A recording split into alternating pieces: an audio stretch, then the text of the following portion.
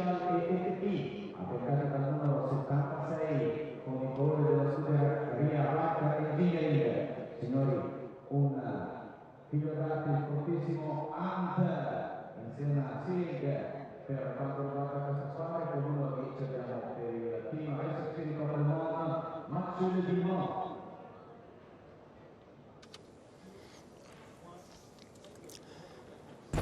It's round 2 of the Michelin Le Mans Cup, and it brings us to a fabulous part of the world, northern Italy, Emilia Romagna to be exact. How green these pastures are, and also the track just it's like a roller coaster, this place, up and down dale, very narrow in places, and just about every corner that you could dream up. We are slightly behind schedule ahead of this second race of the season, but nevertheless an awesome grid of 40 cars assembling on the start-finish straight. We've already been to Le Castellet, to Circuit Paul Ricard for round 1, round 2 here at Imola, then the very special event, 2 races during the Le Mans week that form the Road to Le Mans. There'll be 2 55-minute races, one on Thursday, one on Saturday morning, and then the regular 2 hour, or rather 1 hour and 50 minutes as they are now, to complete the season. Another trip to Italy, to Monza, to Spa, and finally to Portugal. It's even warmer than it was for qualifying now. Ambient, 30 degrees Celsius, 46 down at track level, and pretty humid as well, 38 degrees, or 38%, I should say. The wind has massively dropped, so very still. That's not preventing an awful lot of pollen, though, being blown around, particularly in the paddock area. And 1 or 2 very wise teams have air blowers pointing outward from their hospitality suites to make sure that pollen isn't finding its way into the eating areas. I really like that little touch. All about keeping cool at the moment, Graham Goodwin. We're doing very nicely in our air-conditioned booth, but if you're the driver assigned for the opening stint, you just need to gather your thoughts, because you're going to be at the wheel of these cars for about 50 minutes or so. Well, you've got the advantage, Johnny. Good afternoon, everybody, from being unutterably cool to start with, but the drivers don't have that opportunity. It is 30 degrees up there. That's not snow, that's pollen you can see blowing across, or seeds rather, you can see blowing across. The trees in seed at the moment, and they have been all week, and you'll forgive me if I start to sound a little bit hoarse later, because it's beginning to get on my chest a little. This is going to be a stunner, I've little doubt about it. This place is an amazing sports car racing track. It's great to be back at Imola. Been made very welcome here indeed. The surrounding countryside, as you saw from the heli shots earlier, is unutterably gorgeous. Some fabulous photographic opportunities for public and professionals alike. And better still, for those of you watching on the stream around the world on what's a very busy day and a busy weekend for international racing, you're going to get to watch all of it live and free right here. And we'll take you through every single move. 10th on the grid, that is the Racing Spirit Le Mans car, Josh Skelton and Jacques Wolf. One of a number of Ligiers Duquesnes making up this 40-car grid, or rather the 31 LMP3 cars, plus one that's on an LMP chassis but not an LMP3 car. We'll come to that. Yeah. 9th on the grid is DCAR Engineering's car, number 14, and that's Alexander Bekantsov and James Winslow aboard the Duquesne from the multiple championship-winning team from Luxembourg. Yeah, so great to have them in situ. They haven't had it their own way, certainly not so far this season, as we concentrate now on Daniel Schneider of Brazil, going to be joined later on by Andy Merrick, back with United Autosports for another season. So car 32 due to start in the midfield, and it's about staying out of trouble for that crew. But then this place is like something else, really. It's winding the clock back with... Yes, track limits are policed here, but in some cases they don't need to be, because you've got gravel just the other side of the white line. Tony Wells and Colin Noble, champions, and the number 7 crew are back for another season. Tony Wells to take the opening stint. And nicely placed here, if Tony can kind of retain that position, or indeed improve on it, for Colin Noble to want to do one of his trademark runs to the front a little later in the race. This is Team Thor. Arden Gudmundsson, Michael Markussen, our Icelandic friends. And again, one of the air blowers there. It will be Arden to start the race, and a great qualifying performance from the Icelandic driver. The grid will pause for the national anthem of Italy, but we'll continue to chat about the 5th place car, Alexander Maxwell. He topped the qualifying time a little earlier on. These guys were winners in the opening round at Le Castellet, and Tom Dillman was just electric when he got behind the wheel of his LMP3 car. So certainly became favourites to take a championship potentially this year if they can keep that consistency. Freddie Hunt performed very well in qualifying earlier, to hustle that car to 4th position. He'll be joined by Mads Seilerhaug later on.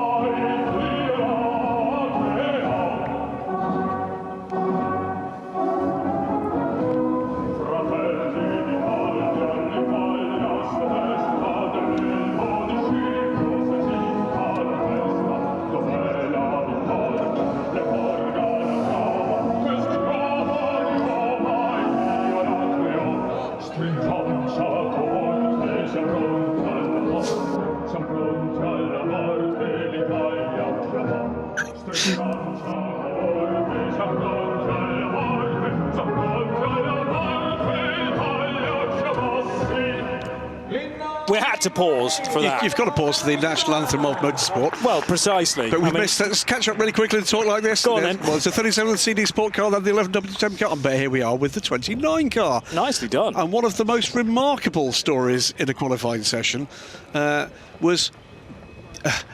got a provisional pole position, lost provisional pole position to a track limits violation. That was wrongly adjudged. He then got the lap back, but by the time he got the lap back, he'd already been on the side of his teammate and was off into the gravel and red flagged the session. By the way, well done to the singer of the Italian national anthem. There he is. Absolutely excellent. Excellent. Yeah, good to have it. Good to get a bit of exposure for him, and expertly sung. And the group photographs will be taken as well.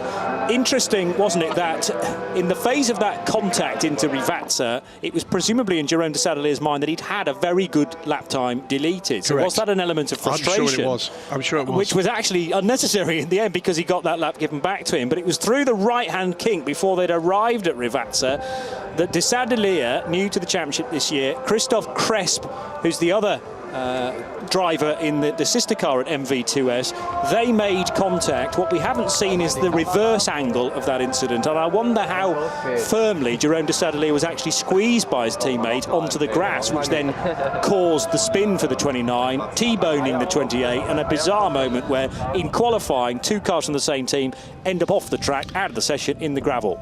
About to witness history in the Michelin Le Mans Cup. Whilst we have had hydrogen fuel cell cars compete elsewhere, we've never had one competing in a race on the ACO, an ACO rules race. It's about to change. This is the number 24 car, Stefan Riquelme and Norman Nato. And this is the rolling test bed, if you like, for future technology that it is hoped in the coming years will feature in the battle for overall honours at the Le Mans 24 Hours. In competitive terms, it started this afternoon with qualifying. It continues here with the very first race for the LMP3 chassis. It's an EDES chassis under there somewhere, but a remarkably different package. What to expect from that car? They are aiming for GT3 type pace. We don't know how far the car will run on a tank of hydrogen. I don't think it will be competitive in terms of mileage, but big strides have been taken in the years that this car has been developed, including massive reduction in weight. It is quicker, it goes further, but there's a lot of work still to do. But another page in automotive and motorsport history gets turned today. Yeah, very exciting. And you can say you were here for the first ever race, away from Bibendum there, the Michelin man. And he's ready to go as part of the Michelin Le Mans Cup. There's Odin Gudbranson. Oh yes, Odin himself for Team Tour, raring to go from 6th position. Outside of the 3rd row, he'll have Alexander Maxwell to fight with, to arm wrestle with into that first sequence of corners at Tamburello. Last year, Odin showed me some pictures taken from his upstairs window of the volcano, which looks like it's about 2 doors down. I think it's the same for everybody in Iceland, but it is a delight to have him here. Tony Wells, defending champion, and they'll be looking to get back in the saddle. Unlucky last time out in that they'd gained a further position up to, I think, 4th or 5th before the race was reverted to the previous lap after, unfortunately, an error was made and the wrong car was flagged home. It was the car ahead of the race winner, and the rules come into play, and that meant that we lost a lap. That cost them a place. It cost the Bullet Racing car a podium position, unfortunately. Yeah, the Aston Martin that runs in GT3, and that would have been a cracking result, first time out in ACO rules racing. But let's see how the Spanish squad do in round 2. This track, 3 miles, 4.9 kilometres, split into 3 sectors. The first 2 feel like they're quite short. Sector 1 runs to the entry into Villeneuve chicane. 21 corners around this place, would you believe? But there were 1 or 2 that are just little kinks that don't require braking, just a realignment of trajectory. The second sector runs from the entry to Villeneuve to the run down into Acqua Minerale, and the whole of the final sector is from that point through Variante Alta, the 2 Rivazzas at the end of the lap, and then across the line. And if you can be fast, particularly in that final sector, that is key to a good lap time. Freddie Hunt, with the instantly recognisable helmet livery, is raring to go. Thumbs up from Freddie from 4th position, and for Reiter Engineering, a significant contract extension for Freddie, signed in the last few weeks. Yeah, I was having a quick chat with him after that qualifying. He was disappointed in his qualifying. I told him I thought he'd done excellently well. Good. 5 years he's going to sign for Reiter Engineering in both prototype and GT racing with their KTM Crossbow derivatives and GTX and GT2 and GT4 versions. So I think we're going to be seeing the name of Freddie Hunt around for a little wee while. Something about his driving style, his outlook, the place he is in his life at the moment, I've never seen him more comfortable than I've seen him in this car, and I think we could see some good things from him. Yeah. I'm hoping that's not the commentator's curse, but it's good to see Freddie Hunt here in this championship. It's great to see Reiter Engineering here in this championship. Let's see what they can produce. We've got 2 hours less 10 minutes of what is always spectacular racing in the Michelin Le Mans Cup, and thank you for joining us on what we said we know is a packed weekend of motorsports. I'm of the opinion it doesn't get much better than the LMS package. It's always entertaining, it's never ever dull, and we get an hour and 50 minutes to start the weekend right now.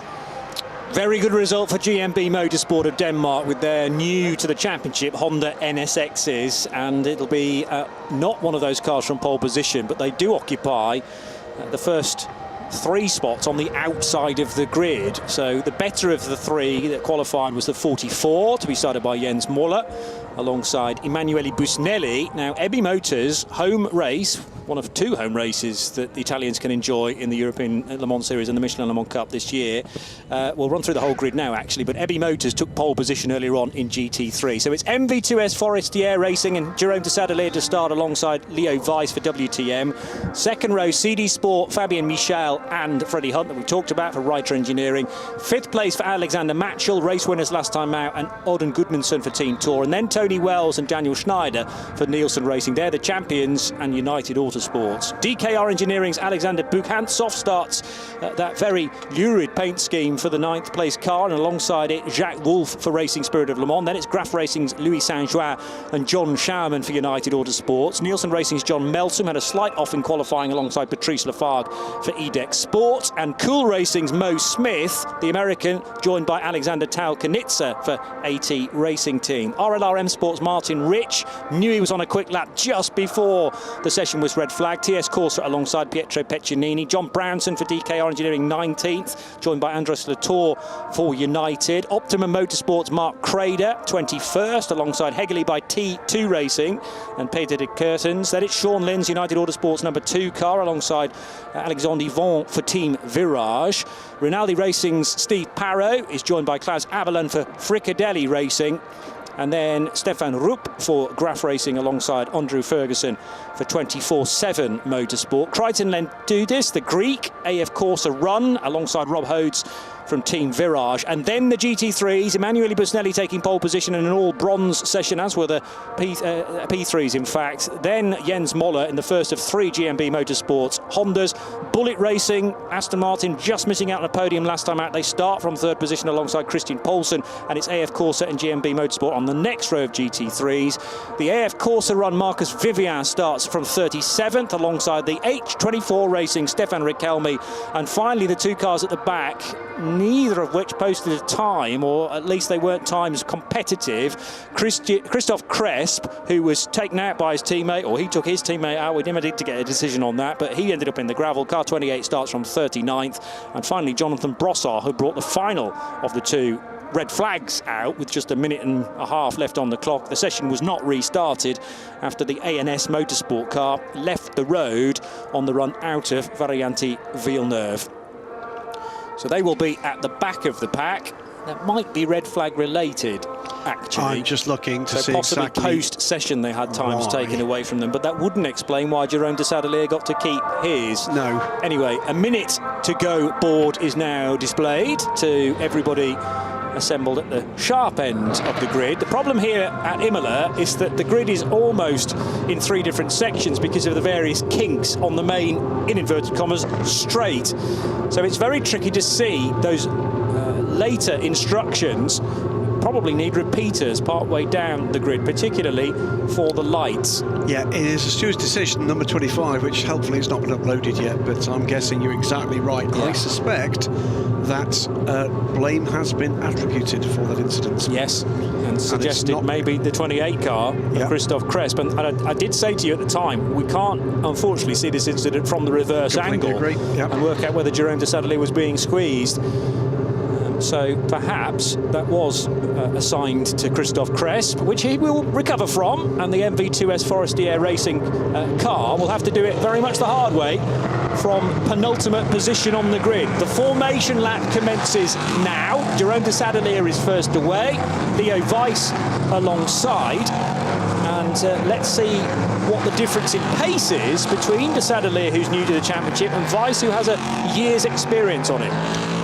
Also seeing that cars numbers 73, 6, 13 and 57 all get a drop of 3 positions against some steward decisions I'll just have a quick look at. So 73 is the TS Sport car, the 13 is the T2 Racing, the Hegeli car, 6, I'm trying to remind myself, is the ANS Motorsport car, and 57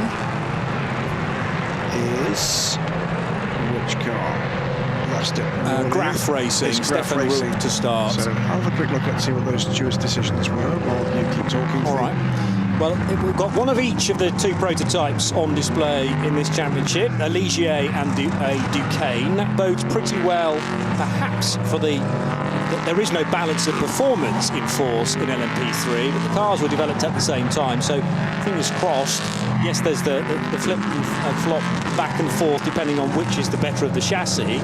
From a numbers point of view, Ligier do outnumber Duquesne, but if we can have, you know, examples of the 2 different chassis represented in the top 6, let's say, by the end, that would be a good showing. So the answer on those penalties for this grid, for certainly 2 of them, a couple of the decisions not yet uploaded, but I think we can guess it's probably the same, is that they crossed the white line at pit exit twice.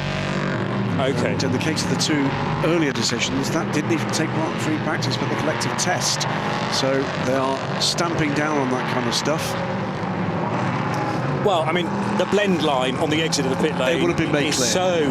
It's such black and white, but I would say here at Imola, and there are other tracks that are similar, it's so important. It's very white, by the way, not black and white. So. Yeah, indeed. The line is white, but the judge of fact is black and white. Yes. The kink through on the main start-finish straight means you are approaching pit exit blindly, and you are entirely reliant on a car as they rejoin to do so safely and to stay the correct side of the white line. It's like a concrete wall in one direction. You are allowed to cross it from left to right if you're on the racing track, but it's like a give-way system, effectively. And And the last thing you want as you're pounding round Imola and emerging from the pit wall is to see a car right in your way, still getting up to speed after a pit stop. Pit stops are mandatory in this race, but you only have to do one these days because of the shortened race. We played about with an extra pit stop last year because of a worry that the engine wouldn't do, or rather the fuel burn, the fuel consumption for this new Nissan engine wouldn't do the distance, but we've now eliminated that issue. And nice to do it in an analogue way by just shortening the race by 10 minutes. Simple, isn't it? Everyone understands that. And they've given, by the way, drivers a little bit more time in practice, so they're not losing out on track time. Here we go then. Time for round 2. Game on. So, who will win in terms of Ligier and Duquesne? And is this going to be a stint-long fight between Jerome de Sadelier, who is bronze rated, and Leo Weiss, who is silver? It's an interesting tactic from WTM Racing, Wochenspiegel team Monschau Racing, to put their silver in for the opening stint. They will want to lead, certainly, on those cars around them by the end of this first stint. We are about to get racing, a little later than planned. Thank you for your patience and sticking with us. We'll be racing to gone 7:30 tonight because of this. Still the red lights are on, and now they go out, and round 2 of the Michelin Le Mans Cup for 2022 is underway here at Imola. It is a good getaway for Jerome de Sadelier in the green and black car, and now Leo Weiss wants to ideally get ahead of Fabien Michel, but he can't do it. Has to slot into 3rd position, so loses a place net in GT. Bullet racing up the inside of the pole sitter Busnelli, and there was also a JMB Motorsport car, probably Jens Muller, who has taken the GT3 race lead. Green flags being waved in the background. Can't see any yellows though before that, so far so good in that everyone has got through Tamburello and Villeneuve safely. This is a bit of a pinch point though at Tosa on the opening lap to the inside car 69, which was who on this for this opening stint. Try and work that out in a moment, but the race leader is Andrew Ferguson. No, it's not. It's like timing glitch there. Timing's got it right, so we just have to do that visually, I'm afraid. So the race leader is Jerome de Sadelier, but we've got the 33 off the road. De Sadelier leads from Leo Weiss. Fabien Michel slotted through into 3rd. That's Rob Hodes. And Freddie Hunt is in 4th position, but Rod Hodes is already off the road, and that is at turn 7, which is Tosa. I told you that was a pinch point. And the yellow flags, at least locally, are out to warn everybody else of the problems there. Puff of tyre smoke as one car goes right over the curbing, which may well have been John Melson in the number 4 Nielsen racing car. So de Sadelier leading the way after a very good getaway. Leo Weiss, I reckon, slotted into 3rd position behind Fabien Michel. That's Martin Rich on the Hunt. On Melson, yeah. So 53 ahead of 4. And there's an argument that says Martin Rich is a little out of position, because I think he told you after the qualifying that he was about 2 seconds up on his delta as the red flags came out. We are going to go safety car because of the stranded Rob Hodes car in the Tosa gravel, turn 7. Looks as well, by the way, as if the 72 it's been a bad start for Team Virage. In the start has not started, it's in the pits. The 72 car, 33 in the gravel, and also pitting, by the look of things, is the 40 Graf Racing car. Now that must be a car that didn't start either, because we haven't come round to complete that lap. Safety car, Frigadelli in the pits, Graf in the pits, 72 Virage in the pits, 33 Virage in the gravel trap. Well, how many cars were involved in the incident that has claimed Rob Hodes? Was there some contact on the run into Tosa corner? Probably yes, and have therefore a couple of cars also been involved. So do we think Alexandre Yvon isn't even running? He's just looks to have left the pits. Well, there. Down. You can see. Okay. Right. So that's an ACO rules. Yes. Strict regulation is that you can't start on the lead lap, just in case there's an incident at turn 1 and then you are launched from the pit lane straight into it. H24 car leapfrogging half of the GT field at the start there. Great start from Stefan Riquelme. Hydrogen powered, remember. But it's a long, long wait to the... Should make clear it's the car and not Stefan Riquelme. Yes, powered by hydrogen. Correct. Although he does take on a lot of water through the... especially on a day like this. It is sweltering here in Emilia-Romagna. The repeater lights confused me for a moment because Yes. they kind of wow. right. So yeah, there were several cars involved. Right. The Gelly car, that is the Fricadelli car, one of the United cars. Fricadelli's in the pits. Graf Racing didn't see, but that might have been involved. Louis Saint-Juin, and it left Rob Hodes stranded in the Tosa gravel. But the 30 cars made its way back to the pit lane. Yeah, Sean Lynn was the United car. It's the front clip going to be required for a change from the Fricadelli car. Incident at turn 7 is under investigation. Involving car 33, but it involved about 4 other cars as well. And here comes the beautiful, bright tangerine, which as a Blackpool fan I'm very proud to see. Lamborghini Huracan. I should get Delhi Sports Cup branding on that. You really should. I really should. That's an open goal, Graham. Come on. So the Aberlan car, that's the Fricadelli racing machine, gets a new nose. And Louis Saint-Juin, I didn't see how this car was connected, but it is a fluid pouring from the right-hand side of that car. So I hope the team have spotted that. Yes, they have, because they're mopping it up from the top. So the engine covers come off. So is that oil or just coolant? Like is it where the rad is? It's further back than when maybe. Well, I'm not sure. I think the rad on the Ligier is at an angle, so that it might be the trailing edge of the radiator that has been caught, bent, buckled, and allowing water to escape, or coolant to escape, sadly. So the speed of this race tempered. We only managed to complete 1 lap, 1.5 laps at racing speed, and then the decision was made. Because Rob Hode's car was in such a vulnerable position, it's being moved, of course, and the question is, will it be moved back to hard standing so that Rob can continue in the race? It's going to go 2 laps down now, sadly, for the 33 car. And it's not been a good start to the race for the other Team Virage machine either, because that had to start a lap down from the pit lane. Recovery of the 33 car rapidly underway. Now, is he going to be in a position to restart that car? Possibly. Didn't see what's caused the issue, but we did see the kind of the carnage that prevailed immediately afterwards, with at least 4 cars involved, and I think it was more than that.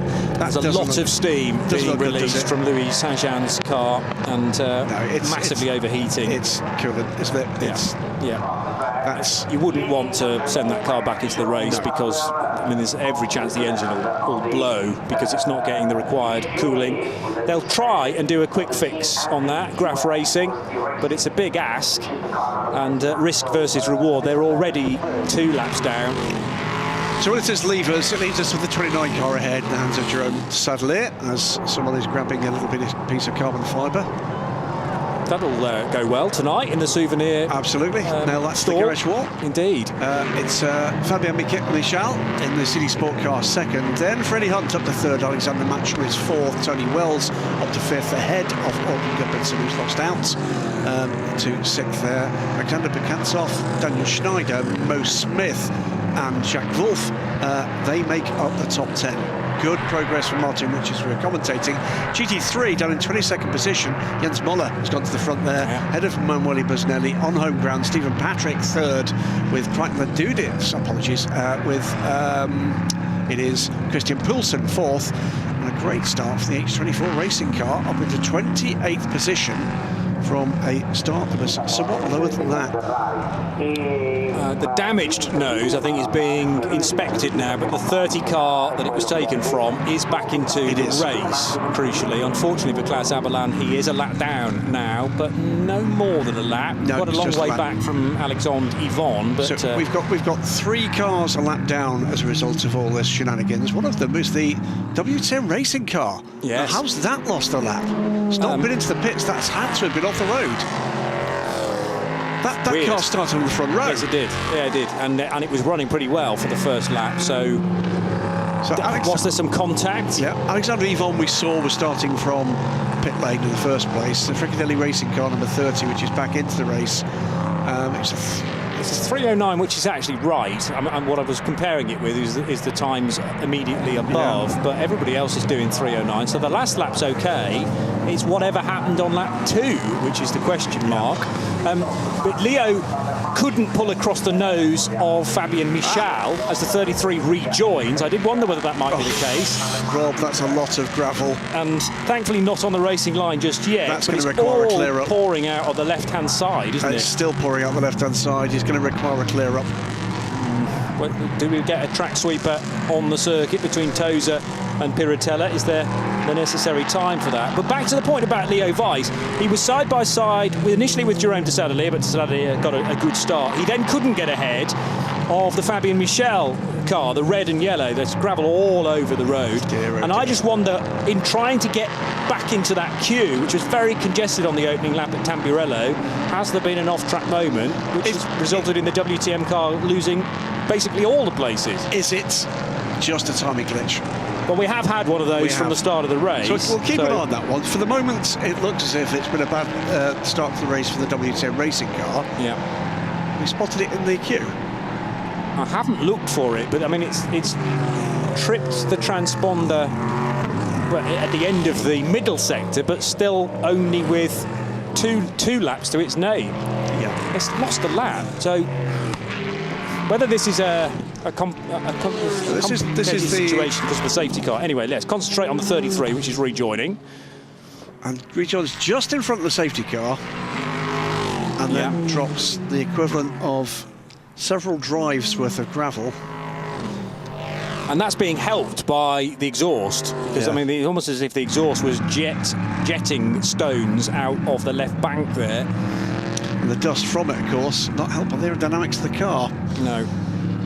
Went down well with the safety car crew. So there'll be messages, I'm sure, on the screen. This is the H24 car, which started so well in the hands of Stefan Richelme. So why does it look like that? Well, because it requires a heck of a lot of cooling, is why. You take off the bodywork of the rear of that car. You can see, by the way, one of the bulbous side pods, they are the hydrogen tanks for this car, and are tested, fully crash tested. That's one of the reasons why the car has been delayed into competition. But if you take off the bodywork of this car, to the side and rear of the car, there's a lot of radiator, a lot. The chemical process, the electrical processes involved in the power that this car produces creates a lot of heat. The air scoop on the roof and on the side pods, akin to almost a Group B rally car. It looks so spectacular.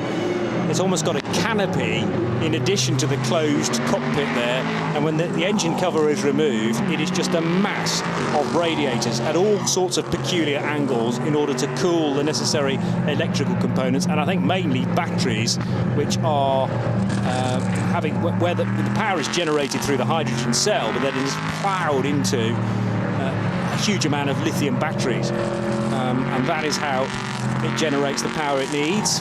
It sounds incredibly electrical. The whirring noise, instantly recognisable when you're at the trackside. It's like a whoosh. Yeah. So I mean, not something. I expected it to sound a bit like a water wheel, to be honest, on the side of a mill, because it's all hydrogen powered. That's not the case. And the advances that they have made, incremental steps over the last few years, as we witness again the amount of gravel all pouring out the left-hand side, because that's the direction the car ended up in the gravel. So it has scooped it all up within the side pod, and now being spat out to that left-hand side.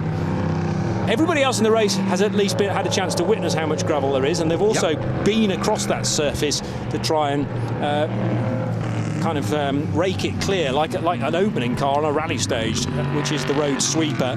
Let's get going with the replay of the start from our drone here at Imola.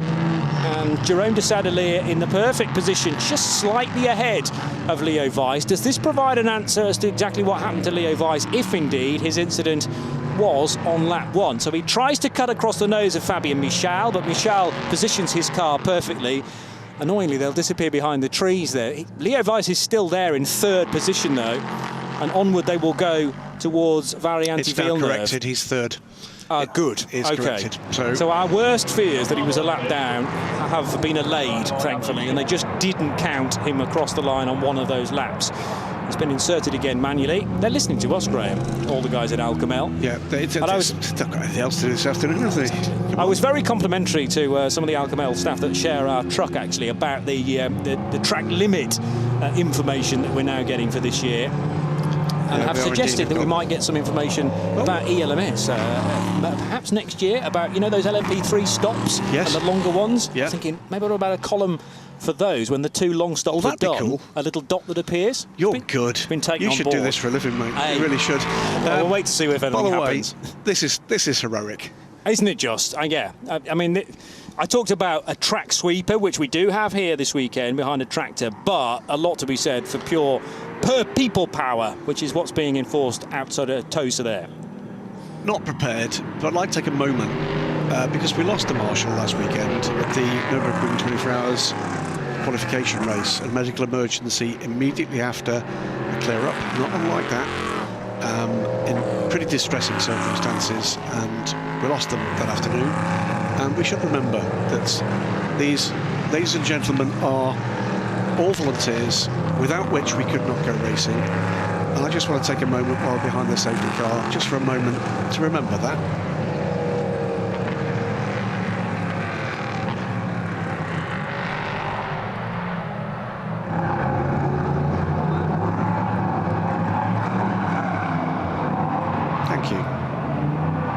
Clear up goes on pit lane. Well done, Graham. Out on circuit. Yeah. That's a fantastic touch, and yeah, echo your thoughts about the efforts that marshals go to. I mean, they absolutely adore racing. They do, and that's the reason why they get most involved. Passionate. You think you're passionate? Yeah. You're here wearing your Valentino Rossi cap, and you know, and your cool racing T-shirt. And I don't even want to know what your underpants are, but I can show you if you want. No, that was really bad idea. Hell no. But the massive incidents we have sometimes, unfortunately, on racetracks, it's the marshals that have to appear on scene straight away and be utterly professional and deal with whatever presents itself. And we also rely on them, you know, tending to the track surface whenever it gets littered with whatever. They put their life on the line sometimes. It shouldn't be like that, but that is part and parcel of the job, and we're forever grateful. A little over an hour and a half still to go, and this race has not really got started yet. An intense lap and a bit, but the safety car brought out because of the off-track moment for Rob Hodes and a number of other cars involved as well. I think everybody else, everyone's still running, aren't they? 40 car has rejoined the race, so that, I presume, was just, it was likely some kind of fitting with the cooling system they've managed to refix. Safety car is coming in this lap. That's what it sounds like, and and about to go racing again. Glorious V10 of the Lamborghini Huracan as round Rivazza 2 will go Jerome de Sadelier. That looks to be a very good getaway. Fabien Michel reacts well too, though, and Leo Weiss, there he is in the lead Duquesne. We were concerned that he'd gone a lap down, bizarrely, but that was just a timing glitch, and he's very much on the lead lap, with Freddie Hunt trying to hang on to his coattails, and Leo Weiss thought about it, didn't he, into Tamburello this time, but not quite close enough. Could have spelled disaster. And remember, we've got an hour and a half of this race to go now, so we don't want to do anything stupid in the opening restart lap. Into Variante-Villeneuve they will go. With Freddie. Oh, there has been a slight off-track moment, though, for the DKR engineering car. That's John Brownson, and as he rejoins, one or two others have to check up as he goes across the racing line. So that's caused some confusion in the midfield. Might well have been Andres Latour for United Autosports and Mark Crader who had to arrest their speed.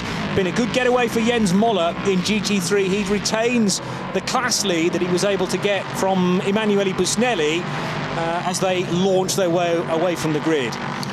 Hearing from Haley down in pit lane, by the way, it was a replacement radiator hose.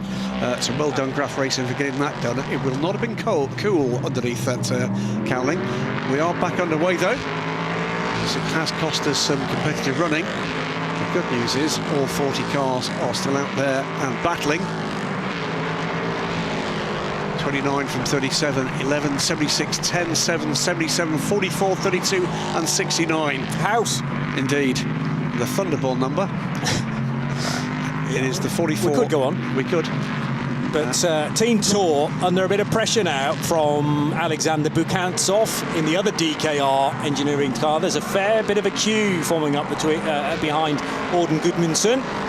But He just needs to keep his head, stay focused on the road in front, and if he realises he's losing time through defensive work, then within his rights to allow Bukansov by, and that's exactly what he's going to do without losing too much time into Tamburello himself. That's a change for 7th position.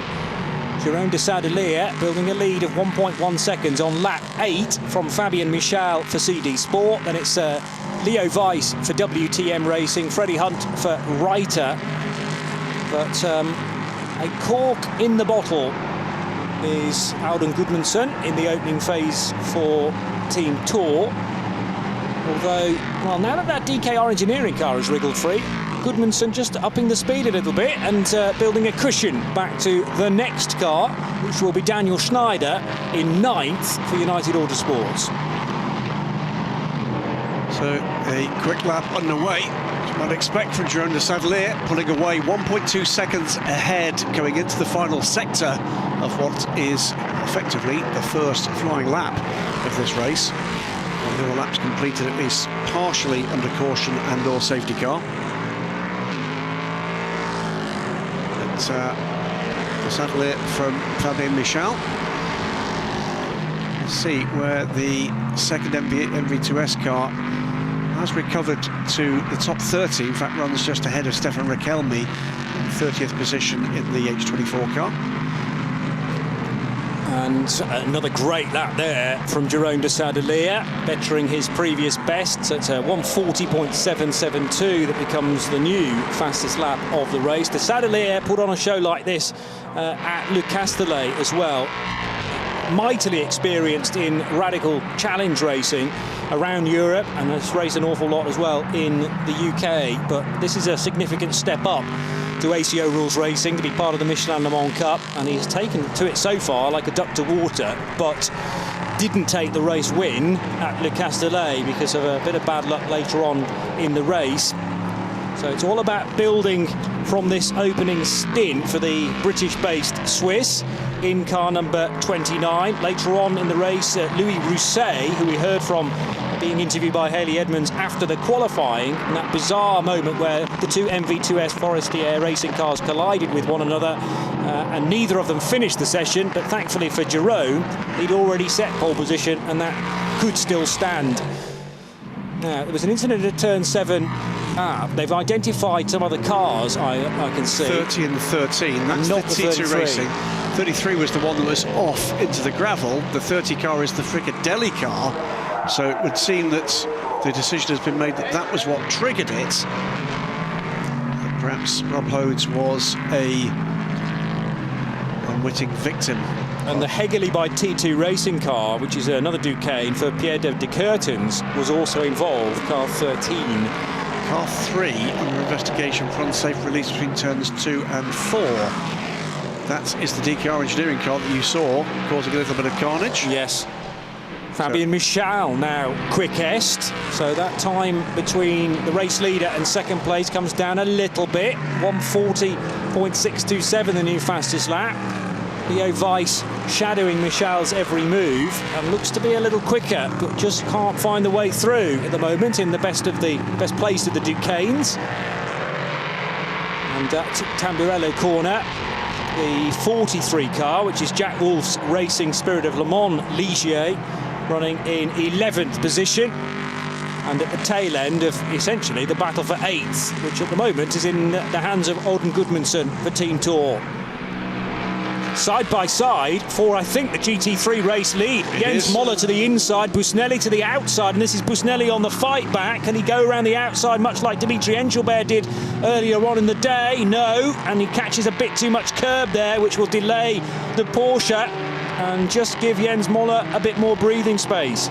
Yeah, two battlers, not in their first flush of youth, but they're enjoying this.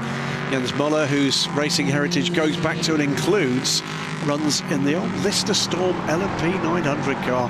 Nice. Busnelli, what a gentleman, waiting to get his refettled, or he needs a new fuel tank, which has been affected by this global shortage and global supply chain issues. He went out and bought this car to respect his full season entry for the Michelin Le Mans Cup. He's going very well in it indeed.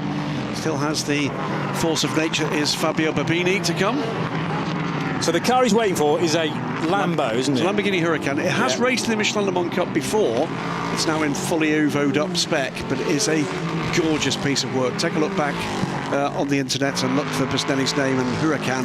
You'll see the one I mean. Tight. No, that's too tight. Yeah, that was... Trying to do this. Yeah, and on the Bullet Racing Aston Martin that's been started by Stephen Patrick, beg your pardon, got there eventually, and the incident being flagged for yellows now, but that was a prototype not giving the GT opportunity to get through the chicane. At some point, Stephen Patrick needed to turn right, and Crichton then do this was through a gap that didn't really exist.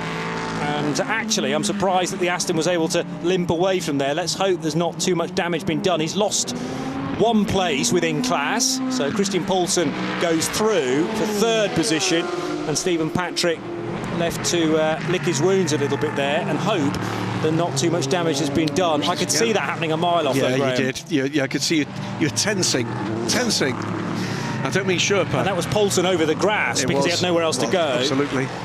And into third position as a result. Just trying to check the Aston. I think visibly it looks okay. Yeah, Stephen Patrick recovered pretty quickly there. Has lost positions, unfortunately, as a result of that.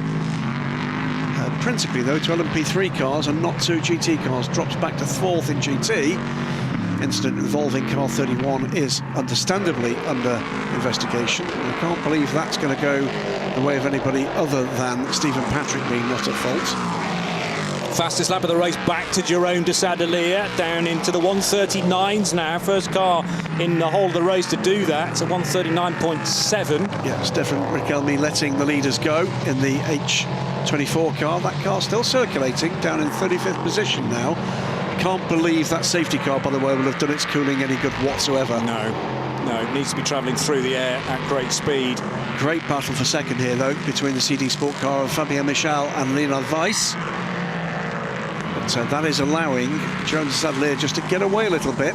Equally well, good battle for the lead here in GT. Emanuele Busnelli will be looking to see whether or not this confounding factor that is the the LMP3 car ahead of Andrew Ferguson, the 24/7 Motorsports car, will that allow him any kind of opportunity to close on the Honda ahead? Great to have the Hondas this year. Yeah, and three of them as well. They look very impressive. Porsche in looks their quick. awning. Busnelli, he's not going to be given the track space. He needed to be on the other side, really. But I'm sure Moller would have covered that line as well. So Jens Moller able to drive very swiftly, but also have full knowledge of what's going on in his door mirrors. Emanuele Busnelli, though, not short of any pace this weekend at Ebby Motors' home race, but in a very un-Italian Porsche. Yeah, rather oddly, the Honda built in Italy, built in Milan by JAS Engineering. So the bare body shells supplied from the US, where the road cars are built, then shipped to Italy, where JAS Engineering, who've been long-time partners of Honda, build all the Honda and Acura badged NSX GT3s. Still, this battle goes on for second place, and it's the 11 car making. Toughed it out with second time we've seen a Duquesne manage to do that on straight line speed, finding themselves alongside and able to just execute the outbraking manoeuvre. Nicely done there by Georg Weiss. Yeah, and remember... Leonard Weiss, sorry, apologies. No, this is his dad, isn't it, Gail? It is. Leo, the silver at WTM Racing, and they've chosen to put Leo in for the opening stint. This is where they need to make hay.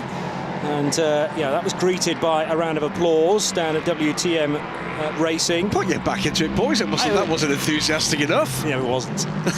Do it with conviction, especially if you know you're being filmed.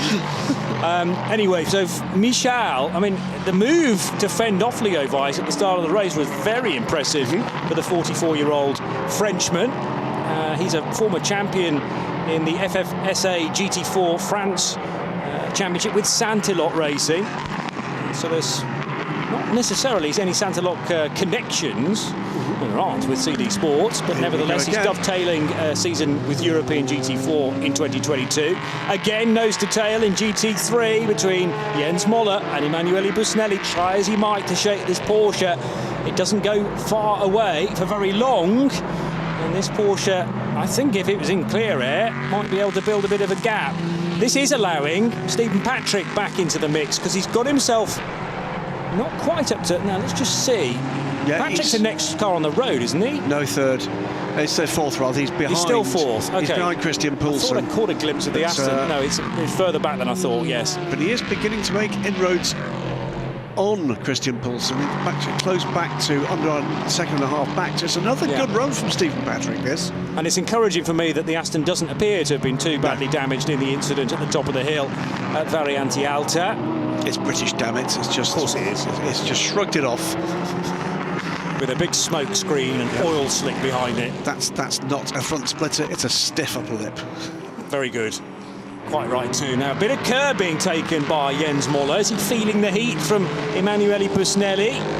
Puff of tyre smoke, I think, as he mounted the curb at Variante Alta. And a couple of seconds ago, was there another incident here? Yes, for the 53 LMP3. Yeah. Martin Rich was closing in on a couple of cars in front of him. Yeah. He'll have been irritated by that because he'd made great progress, by the way, 14th position. And that's also an error for Jack Wolf, for Racing Spirit of Le Mans. So Jacques well off into the stones at Tamburello corner, but thankfully is able to rejoin and not compromise anybody else's line out of that first chicane on the lap. What could be interesting here is these two LMP3 cars getting involved. That's the A&S Motorsport car and the Higeli by T2 Racing car. Make it by the EP Motors car with no real dramas. See Busnelli takes the curbs just to keep out of the way there.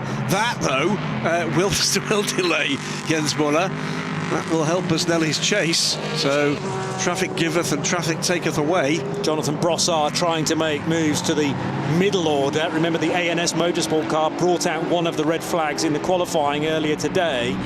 And we think all of its lap times were then wiped because Brossard had to start from the back of the field, but his pace should be better, not much better than that. I'm not surprised to see him working his way up to 24th overall now. Peter Gertens making slightly heavy weather of this first race, of course, for this Higeli by T2 Motorsport car. It was tied in with that first lap incident as part of the investigation there. We'll see Lars Kern, well-known Porsche development and test driver as well as race driver in that car later, but for this race only. After that, the place will be taken by Mark Basseng, driver of no little heritage. Here comes Busnelli, though, and this is a much better position for him. Mark Basseng, at the Road to Le Mans races, as we said in the qualifying show, will start a race at Le Mans for the first time in a career that's lasted about a quarter of a century. Yeah. Astonishing. He's here, by the way, and is acting, amongst other things, as race engineer. There'll be a warning flag to Jacques Wolf for abusing the track limits. Well, he was way off the circuit and into the gravel trap, but nevertheless, you still get pinged for abusing track limits there and crossing the white line. The two GT3 leaders are closing in on the H24 car. Now, is the H24 car getting to a phase where it's struggling a little bit? And that's fully expected, I think. With its first ever outing in a competitive motor race, Stefan Riquelme capable of, well, what's he done so far? 2:03.3 is his best. His last lap, beg pardon, no, we haven't got a best lap at the moment. Our current configuration of screen, but he's been quicker than that. But that's the reason why he's being caught by GT3 cars now, because they're down in the 148s. So significantly faster. I'm pretty certain we'll be told by the team post-race that that period under the safety car wasn't conducive to good cooling of a hydrogen fuel cell car. But it is all about learning. It's double yellows at turn 8, so something's going on down at turn 8. Whilst we work that out, a 153 was Riquelme's best time, 153.5. That's fairly respectable. And the LMP3 leaders doing 143s currently, but the best lap of the race still in the hands of Jerome de Sadelier with his 139.7. I think it's Jonathan Brossard who's been in trouble, by the way. Brossard in the 6 car to the right of your shot, tries to go through Tosa and loses it 2/3 of the way through the corner. That poses a problem for who is that needed to take to the grass? The Heggerly car is the bright yellow machine. That's the Ferguson car. That's 24/7 car. Safety car, because Brossard is in a position of real peril there. Yes. That's a full commitment corner, isn't it? Tozer is. Oh, almost. Very tight indeed. That was the Targanitza car. The problem is you're going to get 2 abreast LMP3 cars and indeed GT3s. That explains exactly why the safety car is important here. You can't get the car restarted. Yeah, and it's not a nice place to be sitting. I wonder whether the bullet has been partly torn off by a passing car, in fact. Did it clip the rear? Could have been. Of Brossard's number 6 ANS Motorsport. Might have been just over the curb. Yeah, true. Well, either way, that will need looking into, if indeed Jonathan can get the car restarted. So he was trying to overtake the car that you mentioned, number 27. No contact there, no contact there, no, it's... No, whether or not it was in recovery. He's then presumably going to spin the car around, is he? Or look for... Oh, Busnelli's in trouble. Very slow, up the hill, so yes. I'd like to see that part of that again. Busnelli, was that in avoidance? What happened here? Look to the inside. But there's also the Fricadelli racing car that has to take to avoidance as well. I think he saw it happening ahead of him, and the Fricadelli car that's the Fricadelli car off. Tiny kiss into the barrier.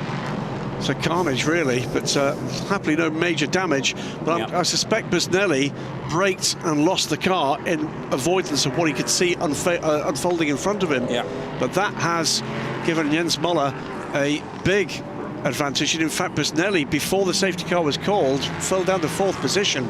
So Christian Poulsen makes it a GMB Motorsport Honda 1-2 now, with Bullet racing up to 3rd.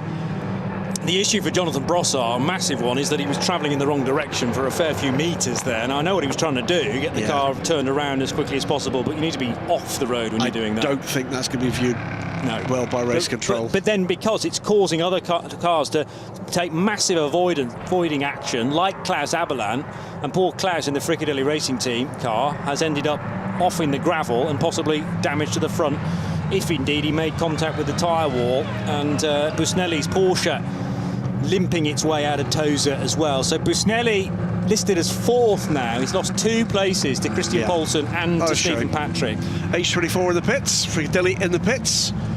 And if this is a regular stop for the H24 car, that will be the first fuel stop for a hydrogen fuel cell car in this championship. Here comes the cavalry to recover the ANS Motorsport machine of Jonathan Brossard. Not very far away from where he lost the car in qualifying to bring out the second of the red flags. We're getting close to the point we're going to have to name Manitou as a series partner, aren't we? Yeah, this weekend, yes.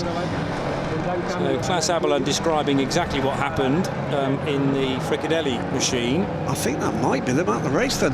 He's out of the car. Well, we're not in the pit stop window yet, are we? No. So I think that might be them done. Yeah, it depends. Well, yes, if he realises the car's too badly damaged. I'm impressed that he got it back to the pit so quickly. But explaining the situation as he arrived at Tozer.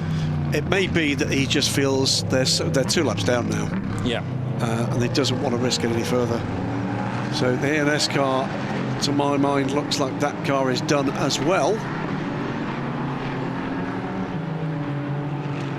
Well, that will be lifted away from the scene, courtesy of those lugs on the roof. I noticed that 1 or 2 cars have been dragged away by a towing strop actually through the rear wheels. That's how they've recovered a couple of cars from the gravel trap.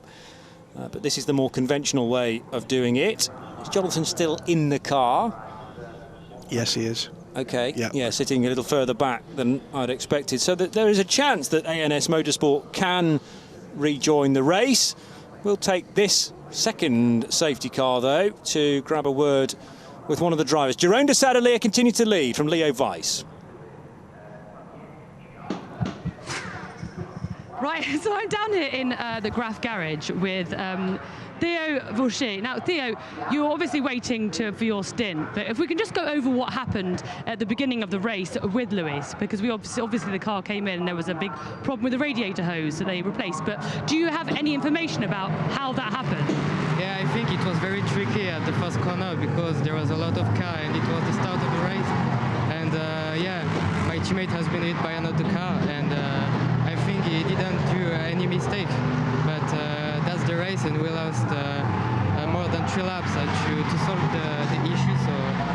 So yeah, now it will be very difficult to reach our target and to fight in the front. So yeah, for me it will be an opportunity to take experience and to take the best as we can, but yeah, now the situation is very not good. We lost a lot of time, and yeah, and it is what it is. So we saw obviously a lot of water coming out the car. Do you were they able to completely fix the issue? Yeah, now it should be okay. So what was it? Yeah, it was just a piece in the engine, and we had the mechanics find the time to change it. So now the car is working perfect, but we still have some missing. So I appreciate that, but it's also, I mean, we've been watching the very first part of this race, and it's just been so much has been going on. Are you surprised by that, or is that to be expected here in Imola? Is it a tough track? Yeah, I think so. It was a bit expected. There was a lot of cars, and we were starting in the middle of the field, so obviously there is a bigger risk to have an incident with the other cars. So yeah, but we told him to be careful with that, to my teammate, but yeah, it was coming from behind, so we cannot deal with that. Okay, well, thank you very much. That's Théo Vaucher. Thank you, Hayley Edmonds, for catch up there. So Vaucher sharing the Graf car, the number 40, with Louis Saint-Jouin, but unfortunately that's looking like, it was still in the race. I was confused there because there's a car on the hijacks, but there's another Graf car, I think. That's the LMS car. The LMS car, indeed. So Louis Saint-Jouin is in the race, but running in 37th position. So two things to say there. First thing is, you may have noticed a sound in the background. It was a kind of, I guess, a whooshing sound. That was the H24 car coming back out after its pit stop. So that will be a fill stop for the car. Remember, it's not racing for points, it's not racing for anything other than experience here. But 5 minutes on pit road for that car. Also, we did say we thought the manner of the attempt to rejoin the race by Jonathan Brossard may not have pleased race control. Reported to the stewards for dangerous driving, and that will have been driving a significant distance against the flow of the traffic. Yeah, I'm sure of that. It's a warning flag for abusing track limits to Gino Forgione in the 61 car. Yeah, let's get back racing. It would be nice, wouldn't it? But some of that is to do with the nature of the circuit. Blind corners, gravel traps, high curbs. Well, not necessarily. A little bit here out of Villeneuve, but otherwise the curbs aren't too bad. You get to the sausage curbs at Variante Alta, which if you attack those too brutally could spell disaster. But we've still got the crucial part of the race to come, i.e. the main pit stops, once the drive time for these pilots is done. And they haven't exactly had an easy job of it so far, because it's very difficult to keep everything up to temperature during a safety car. You're having to heave-ho left and right to ensure that the Michelin tyre temperature is ready to go at a moment's notice, and the safety car lights remain on. But I did notice that perhaps the speed of the safety car was being picked up on the last time around, and they go out now. They are coming right now, so we're going to go back to racing with an hour and 8 minutes to go, so not very far away at all from the pit stop window.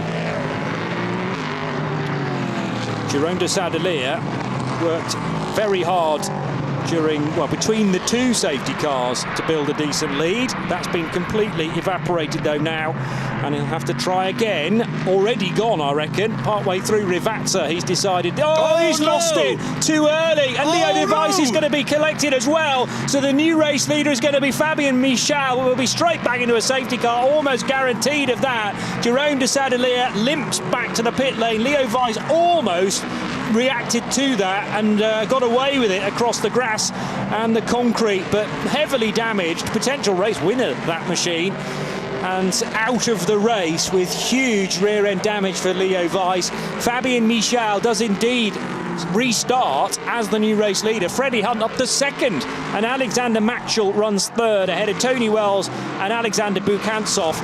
But talk to me about the restart there, Graham Goodwin. Jérôme de Sadelier. Just too heavy on the throttle by the look of things. Sent the car around, collected the 11 car that almost, as you quite rightly said, Johnny, got away with it. But the 11 car, pretty destroyed.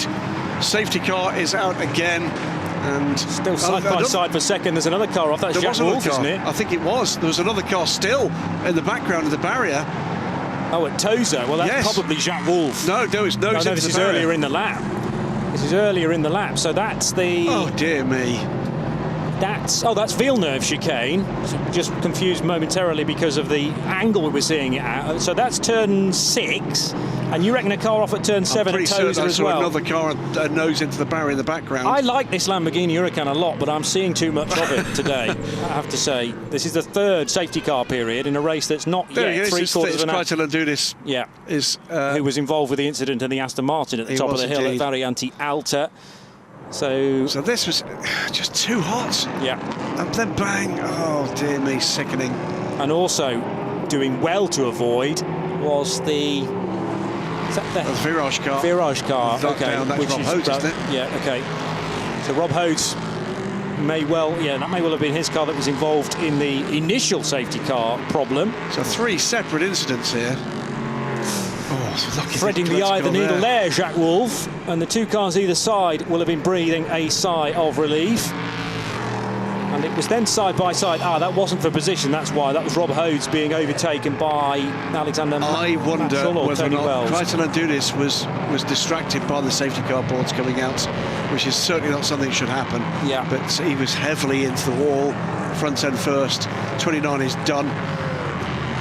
31 is done, 11 is done. Is that down to, I don't want to say Jerome de Sadolier's inexperience, but he is in these cars, and is that down to knowing whether the tyres are up to pressure, up to temperature, in order to lean on them coming out of Rivazza? Because I noticed he'd chosen to go so early. He did. And thought, right, this is the moment to push. Was fine through Rivazza 1 and out of it, but then coming out of 2... It wasn't there. It wasn't there. No. And that might be to do with a bit of debris on the track, but I think it was more to do with the fact that the tyre temp had dropped so much, and he just wasn't expecting the car to loop around. Leo Weiss, who hasn't really put a wheel wrong so far today, just caught up in an incident nowhere near his own making. So that's eliminated the top 2 cars in the race. I was asked not an hour ago who did I think was going to win the Michelin Le Mans Cup race today. I said, around this place, it is a complete lottery. Absolutely. You never know what might happen. And we've lost potentially the 2 favourites in one incident there. Yeah. Well, Jerome de Sadolier will be upset with that. Sorry, self-inflicted. Yeah. Just when there was no grip there to be had. And it didn't need to be that way because, you know, he built himself a tidy lead prior to the safety car, but then it's about keeping your head through these incidents that are interrupting proceedings. Yeah. He looks very puzzled, actually, whether something broke on the car, but I think it was more about just not knowing these cars and how they behave at a restart. Yeah, too hot into that turn in those circumstances, unfortunately. It's an error. I mean, like, it's not like he meant to end his own race, but unfortunately he's ended the race for the 11 car as well. So it really has been event-filled in the absolutely, utterly the wrongest possible way, hasn't it? That's Crichton Antunis, so he's definitely out the race as well. The 11 car is out the race as well. And Jacques Wolf, not sure about the 43. Should be able to rejoin if they can get him out of the gravel. So Freddie Hunt is on pit lane and has made the pit stop. Okay, yes. Pits are open, and in they come. So this is the first chance, because the safety car's just appeared out of Rivazza now and past the incident scene as Crichton Lendudis struggles with the helmet a little bit to get the radio cable disconnected as well. Keen to find out if Reiter Engineering could have made an absolute masterstroke there. Was that pit window was open? You said it was. I think it was. Yeah. Well, remember, strictly speaking, there is no pit window. They've just got to, by the end of the race, have had their 2 drivers in for the required amount of drive time. Yeah. And I think he's done that. So he's going to cut his out as everybody else is coming in. It won't be 55 minutes these days because, of course, it's a shorter race. Okay. But I take the point. So, yeah, it's about how long Freddie's been in the car for. Well, gone are the days where you would put a starting driver back in again. 47 minutes. Yeah. Yeah, 40, yeah, I need to check. I think it's 45 minutes. You can check the new rules and the new race length. So we're a little over an hour still to go. Feels like we've been going for about 2 hours with the extent of the incidents that we have had. The CD Sport car came in from the race lead with Fabien Michel driving it, but a number of cars deciding that this is not the moment to make their pit stop. So DKR Engineering, the new race leaders, with Alexander Bukantsov in the 14. Martin Rich in car 53 moves up to second position for RLRM Sport. Then it's Alexander Taukanitsa in the AT Racing team. That's the new top three, but none of those cars have yet stopped. Minimum driving time, 45 minutes. OK. So it is a matter of whether or not they've taken any advantage at all by pitting early. They will get track position. Yep. Yep, so the first car back out again, actually a GT3 machine, Marcus Vivien for AF Corsa in the 51. The car immediately behind the safety car is one of the Team Virage machines, not on the lead lap. But DKR Engineering, by virtue of them not yet making a stop, are the leaders. Alexander Bukantsov. Car 20 reported to the stewards for speeding in the pit lane. Car 51 reported to the stewards for speeding in the pit lane. So that is the AF Corsa car coming out now. I think that's Luke Davenport aboard the car now, because Marcus Vivien started the race. Car 20, meantime, is the Optimum Motorsport car, Mark Crader. So the leading car that has pitted, we get a picture of very, very happy. There he is, Alden Goodmanson. He's very pleased with his day. Leading car that has pitted, as the leading 6 cars now pit, is indeed the Reiter Engineering car. Yes. Now, he will, of course, be caught behind the safety car. Had that race gone green at that point, they would have inherited effectively a lap lead. Yes, true. And now it remains to be seen how much of a wave by will take place now, because very often they don't correct the safety car order after the latest round of pit stops. So they pick the leader up before anybody stopped, or before the second wave of pit stops. That's 10 seconds will be added to the DKR Engineering car. That was the unsafe release after an off from John Brownson. You spotted that, him rejoining in amongst a pack and causing a little bit of chaos there. So 10 seconds, the next pit stop for the number 3 car. I don't... Will it be this pit stop? Because he's just pitted. Yes. So it's probably too late. Unsafe release suggests it happened in the pit lane, though, rather than a rejoin. Is that still labelled as that? It did say, it said between turns 4 and 5, wherever it was. I would have expected that to have said an unsafe rejoin rather than a release, but that's what it said. Semantics, yeah. I suppose. Fine. So Mads Seilerhaug has pitted, because that's the car that was started by Freddie Hunt from 4th position. 22 laps done. We're inside the final hour now, having had just 50 minutes of it, remember, but we are inside 60 minutes to go, not far away from half distance, therefore. And Reiter Engineering lead from Ademir Teki, and there's an awful lot of cars between those two behind the safety car, amounting to, at safety car speeds, 58 seconds. No, that's all that is because the 37 car has got to catch up the train. It's not. So you don't think there's cars between them? There may be cars between them, but there'll be lapped cars, and it won't be very many because there are not that many lapped cars. So the other point is that as the safety car came through, it was not the 76 car behind it. Right, so there will be a corrective. 76 has been let free now, according to our tracker, from the safety car. So at the moment, we have lost the 4 car for some reason, John Melson. The 29, 11, 31, 6 and 20. We're going to go down, though, to Haley. Is down with Louis Rousset in pit lane.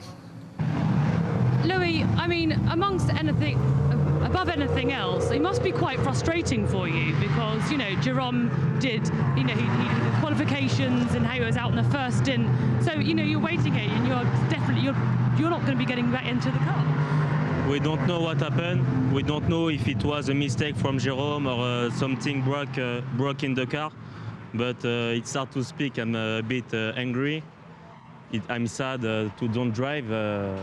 We don't know. The car is still there. I think a tire is broken. So we'll check in a few hours to know. Was he too keen on the throttle? Was he too much on the throttle, or was it a question of the tyres? Were the tyres too cool? What do you think it was? We don't know yet. We will check after the race, but yeah, I'm sad. Yes. I can appreciate that. I understand that. Well, we're gutted for you. Sorry about that, and we'll see you at the next round anyway. Yeah, we were. All right, thank you. We will be ready for Le Mans, and we are ready now for Le Mans. That's the spirit. Thanks a lot. Thank you. Yeah, unfortunately for those guys, 4 weeks or so to wait. You want the next race of the championship tomorrow to take the memory of this horrible day away, because qualifying did not go to plan for MV2S Forestier Racing, and certainly this race regarding the 29 has not gone to plan either. So still trying to sort out the race order behind the safety car. Right, well, Matt's still Haug in the right engineering car is 10th in that queue. Okay. So he's in the queue, 10th. Yeah, and Adam Mitecki's probably right with him now, because as you quite rightly pointed out, that massive gap of 50-odd seconds, 58 seconds at safety car speeds has now shrunk hugely to 6. And there's likely to be, I didn't check out where the gap was between the two of them, but to see where he is in the queue. Well, that's the H24 car, there's a Reiter car, then Stephen Patrick, then a cool racing car. Where is the CD Sport car? And Adam Mitecki is a new name on the block as far as he's just taken that car over. But to give you some perspective, that's the car that was started by Fabien Michal, who was second, who was third on the grid, and he worked his way up to second place in race positions. Mads Seilerhaug is the race leader, and it remains to be seen whether they will correct things to put the 76 at the front. Because, as I say, he's made a pit stop since the safety car came out. So how much correcting do you do? Because, you know, in correcting this now, there might be more cars that make a pit stop. At some point, you've just got to settle for, well, this is the race order as best as we can get it. There's no immediate sign, is there? As you see, okay. That's how you do that. Doing it for Iceland. Team Tour. Right over the curbs. This is the 37, CD Sport car we've been trying to track in that queue. Now, this might have been Fabien Michal still at the wheel when we filmed these super slow-mos. It has to be, because he's not been out at speed, unless that's the actually, it might be, catch up. Might be real speed behind the safety car. And, I'm guessing that is Freddie Hunt. Yeah, squirming away on the Italian Tricolore curbing. A second really good stint from Freddie Hunt. Pointing out here, by the way, Team Tour run third at the moment, and behind them, Melter Jakobsen, Colin Noble, Andy Merrick, Wayne Boyd, Garnet Patterson, and that's trouble for one of the Virage cars. There are lots of very quick guys. Alex Mortimer, Lars Kern, Daniel Kielwitz. They're not the kind of people you want in your mirrors, are they? Certainly not. No, Kielwitz is a real star. Alexandre Yvonne was already in the pits, and it seems like he's been wheeled back in the wrong direction to the correct pit bay. All I'd say is this: it's been a frustrating first hour of this race. We're going to have 50 minutes or so to go when this goes. But the ingredients are in place here for this to be quite spectacular, hopefully in the right way this time. Yeah, agreed. And there is the 37 car, there behind the red and white Ferrari. Emanuele Busnelli, who started in the Ebby Motors Porsche number 46. Famous race number in these parts, if you're a fan of MotoGP. Curb-hopping Honda, 55 car is the second place car in GT. After all of that, by the way, the leading GT car, the 44 car, in the hands of Gustav Birch, is 13th overall. Yeah. This has not been a very disciplined race for the LMP3 pack, has it?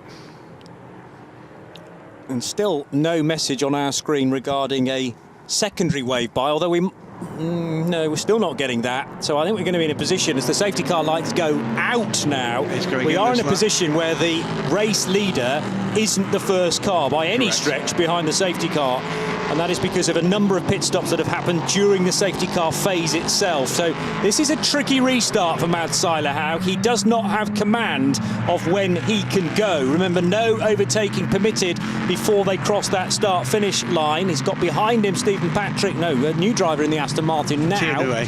Thank you, Tiernoué, who is piloting the Spanish-run Bullet Racing Aston Martin. Seilerhaug, we go, with Fabio Babini right in front of him in the 46 Porsche, and Seilerhaug will be looking for a way by as quickly as possible. All the other cars up ahead have effectively lost 9/10 of a lap compared to this car, the white machine, well, not the H24, the other white car that has just got by the hydrogen cell-powered machine. So Seilerhaug still trying to get by the Porsche. It's a very white Porsche indeed. Babini, though, is under pressure from Noué behind for position in GT. Will not be keen to give up that place. Still not managed to get by. Where is the CD Sport car? It can only be closing that gap. There it is, behind the pack of cars behind the Reiter car. Now there's the opportunity, perhaps, for the car to go. But Adam Mateki getting through the turn behind them. He's closing the gap, but he's got a lot of traffic to deal with. Still not by. Now he does it. And finally, the much required clean air, albeit for a short period, because there's a gaggle of GT3s a little further up the road. Adam Mateki can't get by a Duqueine, and I'm not sure which Duqueine that is, but it looks to be going at about the same speed as Mateki. I wondered whether he'd just been overtaken by it, in fact. This is a massively jumbled up race. He's now got Malte Jakobsen right behind him. Jakobsen challenging for third, with Colin Noble also closing in.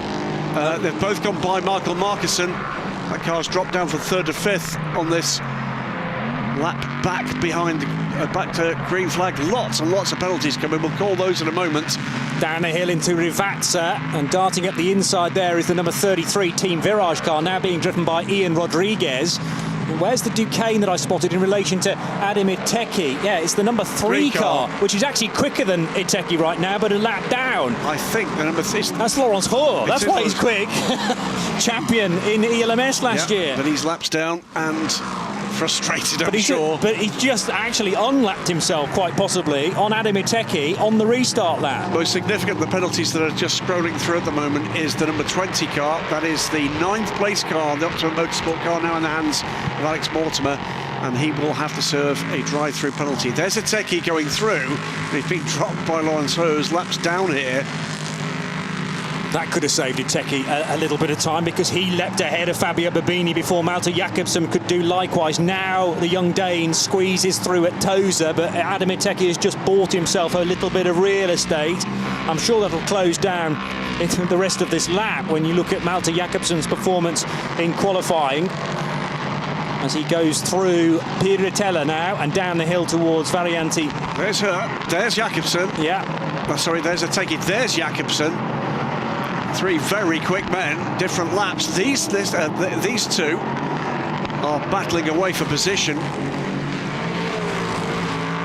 So it's Mads Seilerhaug that leads, but what about the fight for second and third, trying to get by the GT3? One of 3 Honda NSXs there, and they do that. GMB Motorsport do lead the GT3 category, with Gustav Bierch now at the wheel of the best placed Honda from that crew, number 44. This, by the way, is helping the leader. Mads Seilerhaug is pulling away a little in this traffic.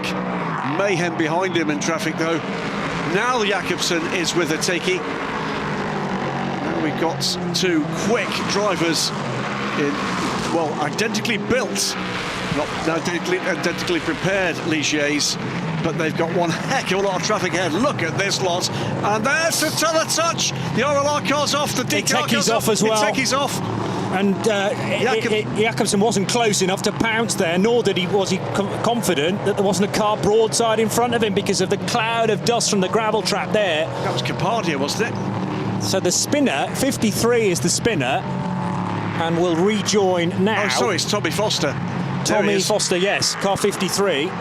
Cornish driver. So he's back in the race. That's the car that was started by Martin Rich. I don't think there was contact with him and Laurence Hoare, who was the first car to take avoiding action at Tamburello corner. He skated right across the gravel in the DKR car, and following suit, Adam Iteki, who's now being monstered all over the back of by Malte Jakobsen. Iteki squeezes up the inside of one of the United cars, which has to go wide to Aqua Minerale, but Malte Jakobsen, like he's on rails, staying in third position and looking for the opportunity. Well, there was one at Tamburello, but that would have been a brave manoeuvre to stick to the track, because he had no clue where Tommy Foster was in that big gravel cloud. And as they go through Variante Alta and down the hill into Rivazza, still just as close as they negotiate the TS Corsa Duquesne.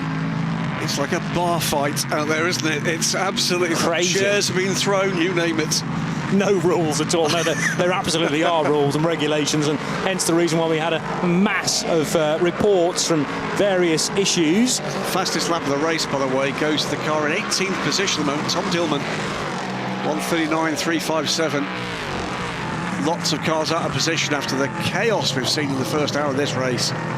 Well, Laurence Hoare clearly has the pace to be able to win this race, but he's trying to just gain a lap back on Mads Seilerhout, still listed as the first car not on the lead lap. Car 3 for DKR. Yep. Second and third, Adam Iteki bouncing over the curbs at Villeneuve. Malte Jakobsen flashing the lights now. He's trying anything to distract Adam Iteki, force him into a mistake. H24 Racing back in again for Mission H24. That looks to be a fuel. That's the fuel. This is the fueling station, or the filling station. Which is a huge container, basically, isn't it? That has to be lowered from the rear of a truck, I guess. There are hydrogen tanks on the other side of that. It's effectively a processing station. Yeah. They don't appear to be filling the tank. And you'll notice there's a cooling blower attached to the air scoop. So they're waiting patiently, and with plans, we hope, to rejoin the race. But at the moment, the safer option might be to park in the pit lane. if you're not in contention to win this race, I'd just get out of it, because it's bonkers at this stage. Adam Iteki, though, very strong chance of a podium here, but he'll need to fend off Malte Jakobsen, who hammers the curb into Rivazza 1. Tyres nicely up to temperature again, so lesser risk of what happened to Jerome de Sadelier at the restart. This could be a cracking little battle. Homing into just 45 minutes of the race to go. That is a minimum stint length time, but a lot of the teams got their silver graded driver in. That's TS Corsa, is it not? Yeah. It's the car started by Pietro Peccinini, so it's the Indian driver Goppada is off. Goppada, who is in ACO rules racing for the first time since 2016, and last raced at Imola, here, amazingly, yes. To the Algarve Pro Racing LMP2 car. Team Tour in a United Autosports sandwich. It's a triple-deck sandwich, because there's 3 of the Yorkshire squad cars all together on track. This must be giving Richard Dean a heart attack to see all cars. It's all 4 of his cars, isn't it? Because the fourth car, that's the 4th car. You're right. Oh, man. I sincerely hope David Lord, our photographer, who's shooting for United this weekend, has got this shot. Yes. Get them all within frame. Wow. And need someone in the pit lane as well, getting the United reaction. They will not like seeing this. That's nuts. At such close quarters, but they're all giving each other racing room, and the Team Tour car, driven by Michael Markusson, is now clear. Holding his own, and great result coming for them. Trouble for the 24/7 motorsport car by the look of it. It's in the hands of Louis Hamilton Smith, and that car seemed to have stopped briefly on track. It's lost about 25 seconds and is running again. Oh, we're going to full course yellow. We're going to full course yellow, and that will likely be for the recovery of the 73 car. So not a safety car at this point, but with 44 minutes to go, we're going to full course yellow in about 5 seconds. Tom Dillman, prior to this latest caution, has just set the fastest lap of the race, amazingly, in the Racing Spirit Le Mans car, number 10, down in 18th position. Remember, Tom Dillman, along with his teammate, won the opening race of this season at Le Castellet. So it all goes quiet again for a short while. We'll take a breather, and the TS Corsa Duquesne will be recovered. The second fastest lap of the race for Tom Dillman. Almost as quick, by the way, and just 2 positions back is Laurence Hoare.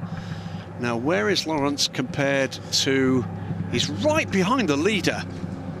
I think that's a mechanical problem for TS Corsa, because it wasn't an off as such. It's just that realised losing power, and Gulpada sensibly drives off the circuit to get out of the way of everybody else.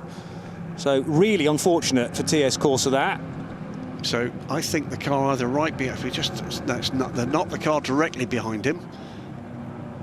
He's 3 cars back from unlapping himself to go back on the lead lap is Mr. Hur, who will, by the way, be making his LMP2 debut at Ford Eco Engineering at Le Mans this year. That is a honour they've earned through the automatic invitation from the LMP3 Championship that he won last year, yeah. That he had to wait a long time for, because that wasn't decided in time for the presentation. It's a new Mo Smith who's going to be talking to Haley in just a few moments. Excellent. Well, we'll try and make sense of what's going on under this full course yellow as we head for Cool Racing. So I'm down here with Maurice Smith, just trying to kind of make sense of the beginning of this very punctuated race with full course yellows, as we are in right now. You successfully completed your stint. I mean, just tell us what it's like out there and why it's so tough. Well, there was a lot of cars in the gravel, and I don't know if I can make any more sense than you can, but it was very congested and very difficult once the sun got down above the trees and the oil got on your windshield, and there's gravel everywhere, and everybody was pushing hard and trying their best and trying to do well on this awesome track, and it was a lot of fun. Yeah, it sounds like carnage out there. I mean, how did you approach your stint? Just staying safe? No, basically I have nothing more to live for, and so I just put it down and close my eyes and no.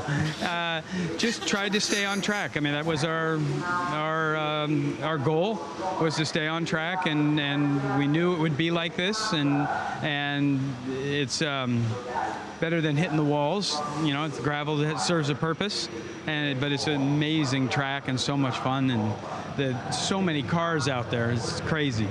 Your teammate Malta is out there, of course, currently sitting in 3rd place. I mean, after the fantastic, he got pole earlier on today in ELMS.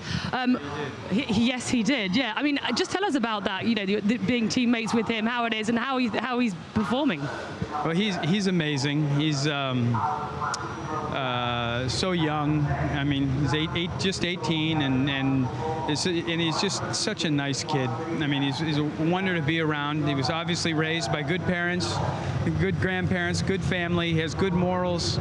He's a pleasure to be around, and for the most part, I don't really like kids, so but I like him.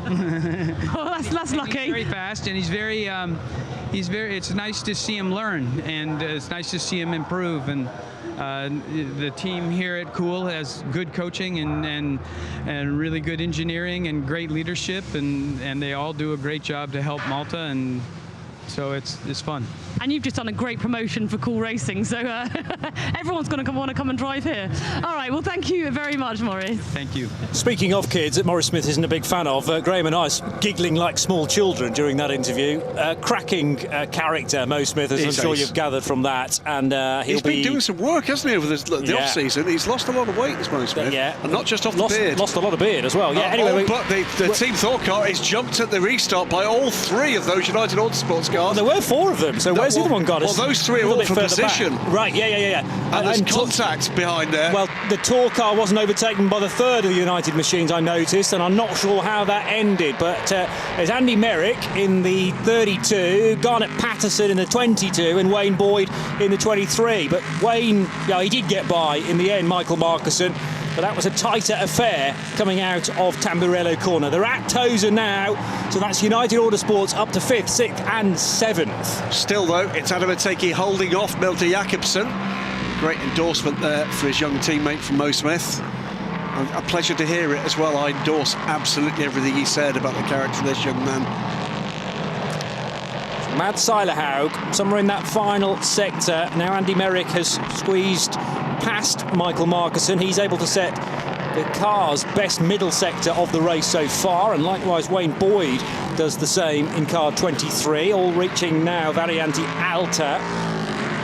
And we've seen already too much of cars hitting teammates, so let's try and keep it neat and tidy for United Autosports. Remember, the car in the middle of the more traditionally liveried United Autosports cars, also from that awning, though. Car 22 being driven by Garnet Patterson. Change in GT, by the way. The EP Motors car is up to second place now. Casper Jensen, third. Tia Nue in fourth position for the Bullet Racing Aston Martin team. Drive-through penalty for car 20 for overtaking during the first safety car. So that's a second penalty going the way of Optimum Motorsport, this time for, again, Fred Ike's Mortimer serving a second penalty, or will soon be. So that's during the first safety car, so likely to be Mark Crader who was at fault there, but Alex Mortimer will have to take the penalty for it. Yeah, so that car, by the way, was running 11th, now 15th after the drive-through, will drop again, I'm afraid. Yeah. So their day is not going in the correct direction, is it? And Mateki still holding off Jakobsen. There they are. And by the way, they are closing on the leader. And with less traffic around, still got two cars between them and the lead car, but just two cars now. I wonder whether or not this is maybe part of the strategy from Jakobsen. Work on, there we go. That was how a little wild over the curbs there. There's the leader, then the two back markers, then second and third. Maybe job one, deal with the traffic, then deal with the second place car if he can. Great run from Adrian Mateki. Isn't it just, yeah. Seen him do fine things in the Age of Le Mans series for CD Sport in the past, and this sort of form being shown, driving a good defensive race against, most of us would agree, is one of the real form talents in the championship at the moment.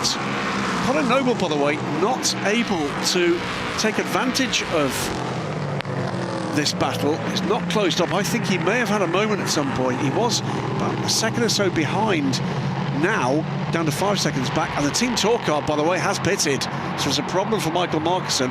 I thought there was a brush going with the third of the United cars going by, and I do wonder whether or not he's picked up a puncture. It's either that, or we're just getting the penalty through about his car, so is he serving that for overtaking maybe that's during the second safety car? We'll find out, because will the car rejoin after just a simple drive-through, or will it need to stop with the team? You can't do the two at the same time if that's the case. No, he's straight back out again. So it was a drive-through penalty. That's a shame. Yeah. That car running strongly at the start of this race. Third place it was. Right, they've got through past the first of those traffic cars. One more to go, and ahead, the Reiter car looking to put another car between himself and his soon-to-be tormentors. Car 14 reported to the stewards for exiting pit lane with a red light. Yeah, and not on the car, a red light at the end of the pit lane indicating you cannot rejoin the race. That is James Winslow, 10th place D-Car Engineering car, better place than two. Looking for a way through, not a moment to lose. Adam Mateki, just 19 years old, the Frenchman, but already gold rated, doing some good stuff in GT3 racing as well. Oh, big wide moment there from Jakobsen. Did well to hold that, didn't he? Incredibly so, yeah. I mean, you know how easy it is to lose the car when it's on hard standing, as Jerome de Sadelier proved, but when you've got a wheel in the gravel, that really is nightmarish stuff. He's about to be overtaken by Colin Noble. That's not Colin. It's not, because it's not a single-digit number. No. So Noble's a little way back, isn't he? 4 seconds. 43 car. Thankfully for Jakobsen, he's built himself enough of a lead, which serves as a insurance policy there. That's Josh Skelton, who's 3 laps down, looking to unlap himself. Oh, power slide through there as well. It's really on the edge here, isn't it?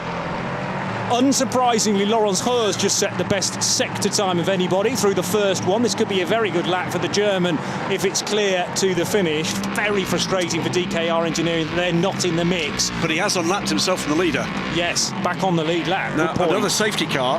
True, and who knows what might happen. They're down in 19th position. That would be a lot of overtaking, and amazingly the man ahead of him is Tom Dillman. Oh, a few moments ago, that's at the 43. Going for it, no, it's the 40 car. That's the car that was in trouble with the radiator at the start of the race. Theo Vaucher, who was chatting to Haley earlier on during the initial stint for Louis Saint-Juan. Race leader remains Mads Seilerhaug. Easy to forget that, but 1.4 seconds still ahead of Adam Iteki. And Iteki being given a bit more breathing space after a very slight error from Malte Jakobsen on the exit of the second Rivazza. Teo Nue has made up 2 places to second place on the restart in GT. Driven away now here from Fabio Babini, so he's gone by Casper Jensen, he's gone by Fabio Babini, and next target, but some way off, is Gustav Birch, who's done well out of these caution periods. Just looking at what that gap is. Over a minute and 10 seconds or thereabouts is the lead gap for the 44 car, and that will have been accentuated by those safety cars, no doubt. Awkward exit that time out of Variante Alta for Fabio Babini because of the LMP3 car that he is jostling with. I think that's the Talcanizza car. Yeah, okay, from AT Racing. And if he can, it'd be wise to let that go. TS Corsa rejoining from a drive-through penalty. 14 dust. car, very, very squirrely and wide. That's Jens Winslow. Exit of Villeneuve chicane.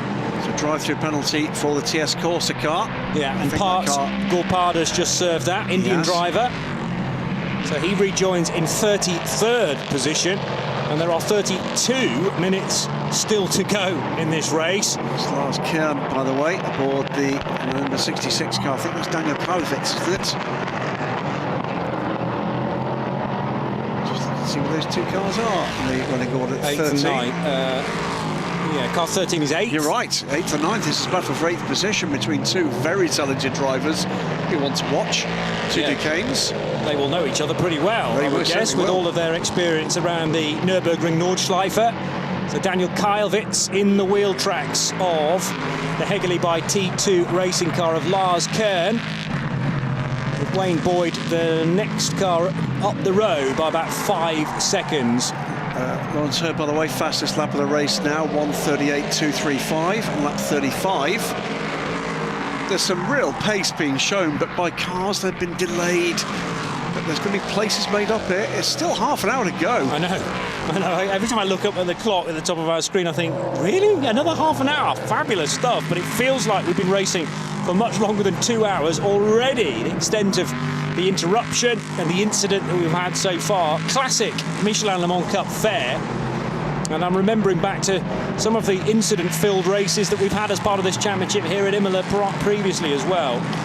Adam Iteki now with no traffic between him and the target. Target is the white car ahead. It's the lead of the race. And he's broken the toe from Malte Jakobsen. Fine stint this from Adam Iteki. Jakobsen still has traffic between him and the CD Sport car.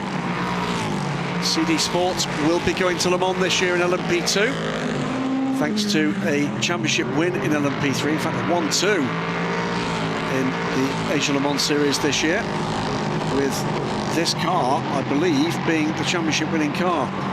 We misidentified, by the way, this being as the corporate colours of CD Sport. They're not. They're the colours of Michael Jensen, who owns the car, also owns the car we'll see in the LMS tomorrow, which he drives for RLRM Sport. And on occasion when CD Sport have shown up with 2 cars, they carry the same livery because he owns both cars. Correct. So that's the reason. It's not a CD Sport livery. We've got a full course yellow coming. Wow, OK. Well, it's been a little while since we've last had a caution, so why not chuck another one into the mix? At least it's not a safety car, though, so it shouldn't, technically speaking, affect the gaps between the cars. They are pretty small at the sharp end, though. Mads Seilerhaug's only leading by, well, that came down a lot on the last lap, 0.6 of a second through the last split. That might be a complexity of some cars slowing and others not, though. Down to 80 kilometres per hour we go. Trouble for the 72 car. And that is... So this isn't to do with the full course yellow, is it? This is post the decision to go into another caution. It's got another drive-through penalty for the car 67. We haven't got a 67. Right, so that's a slight typo. Is that the 57? I'm hoping it's not the 76. Me too. Race leader. So needs to be clarified as to which car that is, because calling a car 67, and you can, now we can hear the X24 car. I just heard that It's Mo Smith on. That's not Mo. It's a little bit like Mo. Sorry, I was looking down at my paperwork to have missed that joke, but I like it. Oh, he's got nothing else to do. I can go out and wave some flags. Take the pressure off having to watch this race from the screens. Engine cover off on, is this the TS Corsa car? I think it might be, back on pit lane. Yeah, that would fit, because all the other cars have been in for a while. That is a TS Corsa car. So Coulthard, unfortunately for him, a quick racing driver and a long time away from motorsport, actually. Great to have him back in the ACO rules paddock. But has also, I'm afraid, been reported to the stewards for speeding in the pit lane. It's not going their way today, is it? We're going to go back to green flag racing in 25 seconds. It's the gearbox that's locked, or the drive train at least, and maybe can't change gear now in the TS Corsa car, so they're doing an electrical reset. So the full course yellow remains out, but will be withdrawn in the next 5 seconds. Can we get to the finish without any further need to quell the speed of this race? Green flags shown everywhere, and Mads Seilerhaug almost outbraked himself into Rivazza. It is so tricky to come down into there when everything starts to cool down. And what about this for pressure? Adam Iteki all over the rear of Mads Seilerhaug, who needs to up the speed, but he hasn't got a clear road in front of him. Needs to get by the MV2S car, can't do it through the kink there at turn number 1. And now down towards Tamburello. I'm not sure the MV2S car is going to give him any space there either. So that's car 28. Remember the dramas that we had for car 29, the sister machine at MV2S, and the two issues or the major issue that they encountered during qualifying as well. Out of Villeneuve go the top two. There's a bit of a gap back to Malte Jakobsen now. There's two further cars off in the background at Varianti Villeneuve as well. Squirm and a slide from Mads Seilerhaug. Here comes Adam Iteki trying to get broadside alongside the race leader. Trying to find the inside line at Piratella. Got him. Should have him, yes. Change of race lead, and that is the CD Sport car to the top. Great stuff. Built up over a period of a couple of corners. Cool Racing want to know where Malte Jakobsen is, though, because he has lost a little bit of time from the restart. And is that an indication that maybe the pace from the Cool Racing cars not quite as hot as it was before the first of the full course yellows? He'll get it back again, Malte Jakobsen, but time is just drifting away a little bit now. 25 minutes still to go. Yeah. Time for Iteki up the inside of the X24 car, back out and still running. And that was a lock up there, and that's going to leave him as again. Leave him as almost a sitting duck there for Jakobsen. As he managed, you can't see behind here, but Jakobsen was right with him. Seilerhaug with the error, and that's 2 sequential laps now where he has struggled to get the car slowed sufficiently into Rivazza 1 for the Norwegian. So Norway versus Denmark here for second and third positions. And Noble is catching this pair as well. It was 4 seconds back before that last full course yellow, now under 2 seconds back. He's had a better restart. Still 25 minutes to go. Tough moments for Reiter Engineering. There is Colin Noble behind. As Jakobsen, I thought he was going to try and move around the outside of Tozer there, which is a very difficult place to leave yourself on the exit of Tozer, because you can so easily be forced out onto the grass by your rival. There's damage on the front of that Cool Racing car. The front cowling, if you look on the left-hand side. Yeah, front left. That has got damage. Okay, yes. It's flapping. Dive plane maybe working its way loose, or is it the splitter underneath? No, it's in the windscreen. Look at the where the number panel is. It's not sitting right. Okay. Pay close attention to that, as need a camera on the other side of the road to get a good view of it. Team, I'm sure, have recognised that as well. Yeah, okay. That is loose. Something's loose on the around the sill car. you're talking about? At the bottom of the windscreen. Drive-through penalty for 73 confirmed for speeding in pit lane. Mads Seilerhaug, a big look in the mirrors. He senses danger here with Malte Jakobsen able to draw alongside. but can't do it yet. The right-hand kink's not helpful for Jakobsen, but he's going to get 2 wheels on the curb there, which will unsettle the car. He should be able to now block pass, and does so into Tamburello. Really good heads-up driving there. Spotted the mistake from Mads Seilerhaug coming out of Variante Alta, actually, at the top of the hill, and he was short of pace, only very, very slightly, but a couple of Ks maybe. Team Virage off the road again. That's the 72 car once more in strife on the run down towards turn 1, and the approach to Tamburello after turn 1, and turns sharp right to join the marshals there. Yeah, something went wrong, and went wrong big, didn't it? Just as that was getting underway, that overtaking manoeuvre. It's been an uncommonly rough race on reliability and incident. So that is Mathis Poulet, by the way. Second year in the Le Mans Cup after a race last year with Team Virage, and first race of the season here in Italy. He actually did the final round of the championship last year at Portimao. Adi Miteki now as the new race leader, trying to work his way by some of these back markers, but it's a delicate situation. MV2S. He made it. It was there were a couple of heart-the-mouth moments there, but he's made it through. Now Jakobsen has got to follow him through. Got 3 cars now between them. The gap has come down to 2.6 seconds, plus the traffic. That was Emilien Cart, who is the teammate to Christophe Cresp in MV2S's second car, the orange and black machine, number 28. But Cart was aware of what was going on, and well, relatively aware. I mean, it's tough when you're in the midfield to know who's leading here and who you need to let by. We have seen 1 or 2 blue flags today, but possibly not quite enough. There's some in the background, as I mentioned the phrase.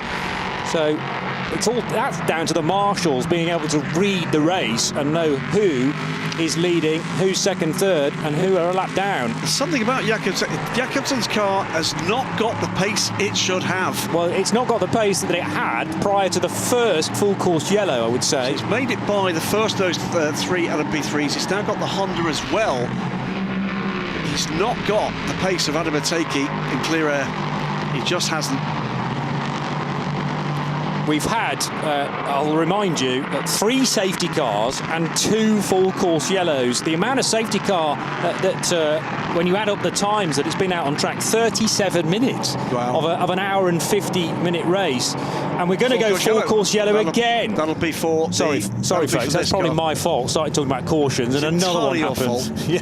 That's say sorry to the viewers. I'm very, very sorry to everybody involved. We can move on now. I was really enjoying that, and now we've got to have another full course yellow. So everyone, their speeds tempered to 80 kilometres per hour in the golden sunlight here at Imola. That was an excellent point that I hadn't thought about, made by Maurice Smith earlier on. The low sun. Yes. You know, this is a late race when you think about when the other races of the year are held in the weekend. They're normally about a 4, maybe 4:30 start. This was due to be 5:30. We actually got going just after 5:45, still racing at nearly 16 minutes past 7 local time. And when you've got the track surface covered in some coolant and oil, and then you've got low sun, horrible conditions. Really tough. So 72 car joins the growing list of cars out of this race. So the 72 is out. TS Corsa back out on track after their latest penalty. Still running, by the way, the H24 car. Stefan McElmy is still running in 34th position, but 1 car ahead of him has just stopped. We've lost the 4 car for Nielsen Racing. We didn't see why. We did see 1 off-track moment for John Melson. The MV2S Forestier Racing car of Jerome de Sadelier after that incident with the 11 on the restart. The 11 as a result of that incident on the restart. The 31 car, Quattro Landudis. We're going to go back green in 30 seconds, by the way. That was the nerf into the barrier. ANS Motorsport, Jonathan Brossard after a spin and a pretty dangerous attempt at rejoining. And Klaus Abelin, the Frick Racing team number 30. I think basically they gave up the ghost. They had front-end damage, didn't they, early in the race. There was then a further problem, and I think they decided to retire the car at that point. So we've lost 1, 2, 3, 4, 5, 6, 7 cars, all LMP3s. And we're lucky, to be blunt, not to have lost another 7. There's been a lot of incident in this race. CD Sport lead. We're going back to green flag racing now. There we go, right on cue. And for fans of H24, Stefan Riquelme is still circulating. With 20 minutes to go, that car has been refueled on a couple of occasions, as now the cat amongst the pigeons on the exit of Villeneuve corner. Two abreast at least. What's happening here then, Graham? That's Andy Merrick and Colin Noble have both gone past Mads Zederhaug. Yes, in the Noble 76. is up to third, 2.4 seconds behind Melty Jakobsen. Now, if Jakobsen has got a car that's hobbled, Colin Noble's the sort of guy that will want to take full advantage of that. Indeed. Yeah, completely agree. So Noble... Merrick is ahead of Noble now. He is to third. So Andy Merrick in the number 32 car up to third spot. Colin Noble could not hold him back, and he'll find it very, very difficult to get in front of the Welshman, I would have thought. We've got Mads Zederhaug just trying to hang on to any positions he can now, because I don't think the 76 car is quite on song anymore either, whether he's pushed too hard on the tyres in the early phase of his stint. Tricky to say from this distance. But Malte Jakobsen's lack of pace, drop of pace, may well be connected to the damage that you've seen on the number 69. So this is the chasing pair now. Andy Merrick with Colin Noble. This car, these two cars together. Look and see what they can do. They are 4.5 seconds back from Malte Jakobsen as the race went back to green. They're going to do what they can to close this down. Behind them, still for position, Mads Zederhaug with Wayne Boyd and Garnet Patterson. It's 5th, 6th and 7th. Then Lars Kern 5 seconds back. Daniel Kielwitz has dropped back a bit off the back of the Higley by T2 racing car, and rounding up the top 10, James Winslow in the DKR engineering car number 14. It's still not done. There are still places to be gained and lost in this, and plenty of opportunities and plenty of battles underway. They're going to give just that. It is great to see Andy Merrick back, by the way, after missing the opening round this year at Paul Ricard with a family emergency. Pleased to hear that things are going better on that front. It's a drive-through penalty for the car 14. That will drop that car out of the top 10. It will go the way of the Graf Racing 57 car, and Andy is pushing and pushing very hard indeed. Car 14 is the second DKR engineering entry for James Winslow, another Duquesne, and a question of what might have been for DKR, because their pace definitely there for the number 3 car. And I tell you, James Winslow's not too shabby either in the 14. As a couple of those cars now cross the line. United Autosports versus Nielsen Racing. Confirmation of James Winslow's penalty for exiting the pit lane with the lights on red at the end. Over the line again. Now, visibility starting to become a problem because of that setting sun now. So it's getting very low in the sky. And helmet visors need to be correctly positioned, so that's not too much of a distraction. Zederhaug with more than a couple of glances in the mirror there to check out where Ulsterman Wayne Boyd is. Lights flashing frantically for the pursuing car, and another entry from United Autosports. Wayne Boyd, massively experienced in this class. Mads Zederhaug, far less so. Bit of a lock up there. There was. Has that just given Wayne Boyd the opportunity to get under the rear wing? There's no out-dragging opportunity there, though. Great stuff. Now we've got this race going under green. Out the inside, no. Yeah, no not room quite there. close enough. One or two might have tried that, but I think it would have ended in disaster. And Wayne Boyd showing how bumpy it is in places around this Imola circuit as well, when you're slightly off the racing line. It's a drive-through penalty for overtaking on a safety car from the 8th place car now. So Lars Kern is going to be coming down pit lane as well. And that will give the place to Daniel Kielwitz, 8th position, and also promote James possibly not James Winslow, because he's had to take his own penalty in car 14. It's a drive-through penalty for Colin Noble for constant abuse of track limits. The 4th place car, so that's 10th, 8th and 4th with drive-throughs for the last 5 minutes. They're catching up on the to-do list here, aren't they? There are any more to come. Yeah, there's an awful lot of work to get through during a race, and as you get closer to the finish, they will eventually catch up. The intro's been so busy over the last hour and 36 minutes.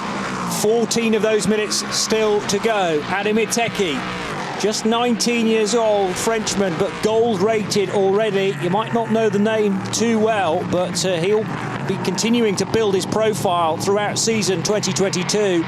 We've said a lot about Malte Jakobsen, but at the moment he doesn't have the answer to Iteki's pace. That might well be more to do with his car rather than his desire to get in front of the Frenchman who leads the race, Mads Seilerhaug. It's going to lose both those positions there. That's Wayne Boyd through. And Garner Patterson as well, he's through.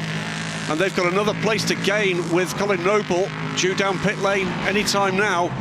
Was going just wide, but a good defence from him, but just overcooked it. Yeah. And fascinating to see then Wayne Boyd looking over to make sure he got the necessary clearance to take the racing line into Tosa. He was far enough ahead. Garnet Patterson having to go around the outside of Mads Seilerhaug to confirm the position. Still 13 minutes to go. Still more throws of the dice here to come.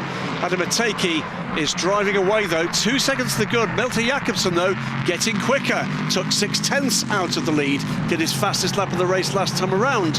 What's he been looking after? There he is behind the two cars that the 37 car has just gone by. Has he still got something to offer here, Johnny? Well, there's a lot to be said for just easing back the pace a little bit, nursing your tyres. You've got more then to use in the closing stages. Goes past the Ferrari, he's got one car between him and the leader. The gap is 1.4 seconds. He's coming back at him. Iteki's been leaving nothing on the table whatsoever in terms of pace. We wondered whether Malte Jakobsen had just lost something, whether that was damage related or overcooking his tyres. Has he actually been thinking about the long game throughout this so that he can push in the closing 12, 13 minutes? We're at that point now where he needs to make it matter. And that gap, as you can see from our graphics, has been tumbling. It's only 1.4 seconds through the last split, which was the run into Varianti Villeneuve. And those at CD Sport will be on the radio now to Adam Iteki to say, this is not finished yet. You're about to see yet another wave from Malte Jakobsen. 10 minutes to go, or 11 minutes to go, and Jakobsen is through the traffic. It's now a visual gap, and it's a visual gap despite the traffic that is still coming down. Lars Kern has taken his penalty for Hegerli by T2 Racing, so he's back in the race, rejoining 12th. It's a good start for that team. Yeah. Be a different driver squad next time around. A warning flag for Andrea Montemini, abusing track limits. He's old enough to know better.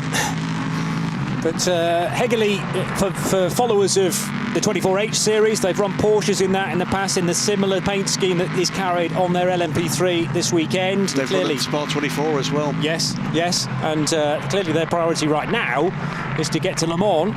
And Lars Kern, will he'll race at Le Mans before, Lars Kern? Probably no, he's not going to race. It's going to be Marc Basset. Ah, OK, as you've explained many times. So we need Kern at Le Mans. Maybe that's a couple of seasons away yet.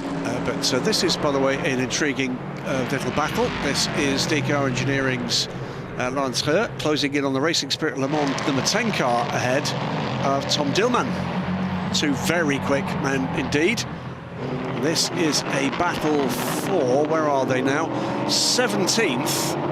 And in fact, sideways tyre gone down on the 32 car. It's Andy Merrick. That was a tyre failure, not a mistake from Andy. And he loses it at Varianti Villeneuve. And he's in the It's already gone before he turns in. Does very well to control it through the first left-hander, but I think he knew the game was up through the next one. This might have to be another caution period. Actually, that was Tamburello. So it's turns 3, 4 and 5, and he's kept it on the straight and narrow all the way to Villeneuve. No tyre left at all. No, it's down to just the wheel rim at that point.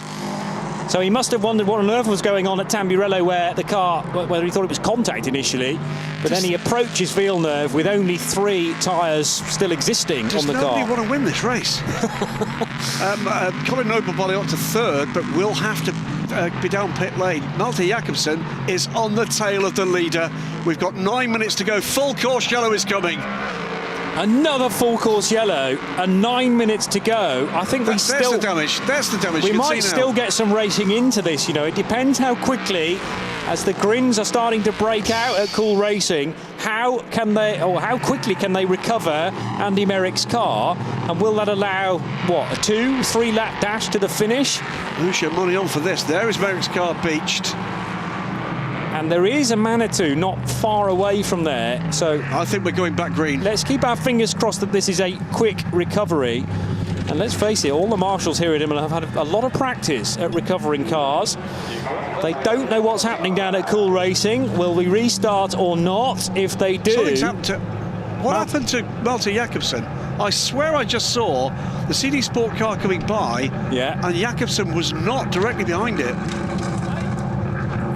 Has he eased off far more readily did than he respond Iteki? more quickly to the...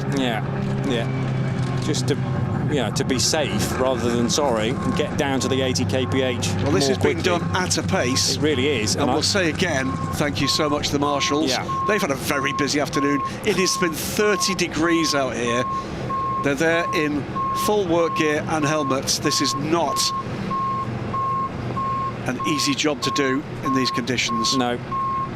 And deliberately, a lot of them are in fireproof gear as well, particularly these marshals that have to go down to the scene of incidents that might involve fire on an already very warm day. Thankfully, though, for Andy Merrick, it is just a tyre down. He remains in the car, but pointless putting him back on the track because he's not going to go any further. Colin Noble, by the way, takes the opportunity under yellow to observe that drive-through and will emerge still in 8th position.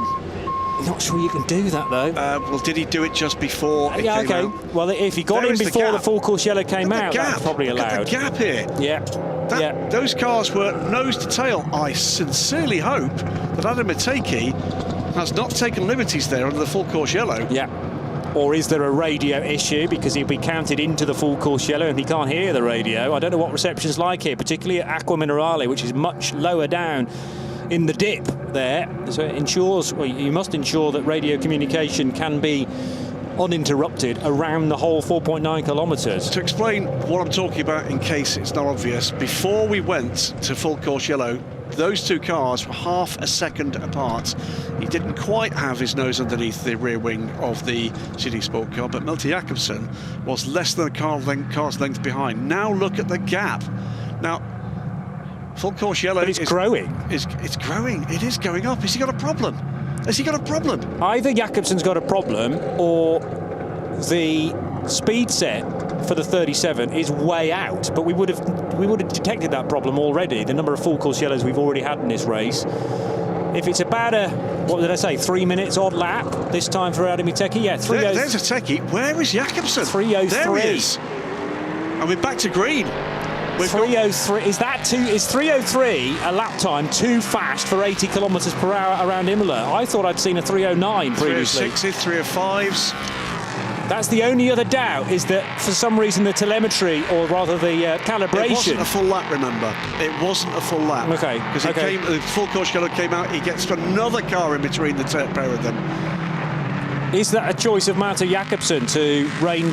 No, not with 5 minutes left. No. And not to allow another car to be put between the two of them. Hence the puzzled looks down at Cool Racing, as in what's going on and why is this gap going to 5 seconds, 5+ seconds. It's down to 1.4 now. I do absolutely see that skew-if nose immediately in front of Malte Jakobsen's windscreen. It could be just visually distracting. The other thing is visibility is not great in LMP cars. No, indeed. And but bear in mind where it is in his view.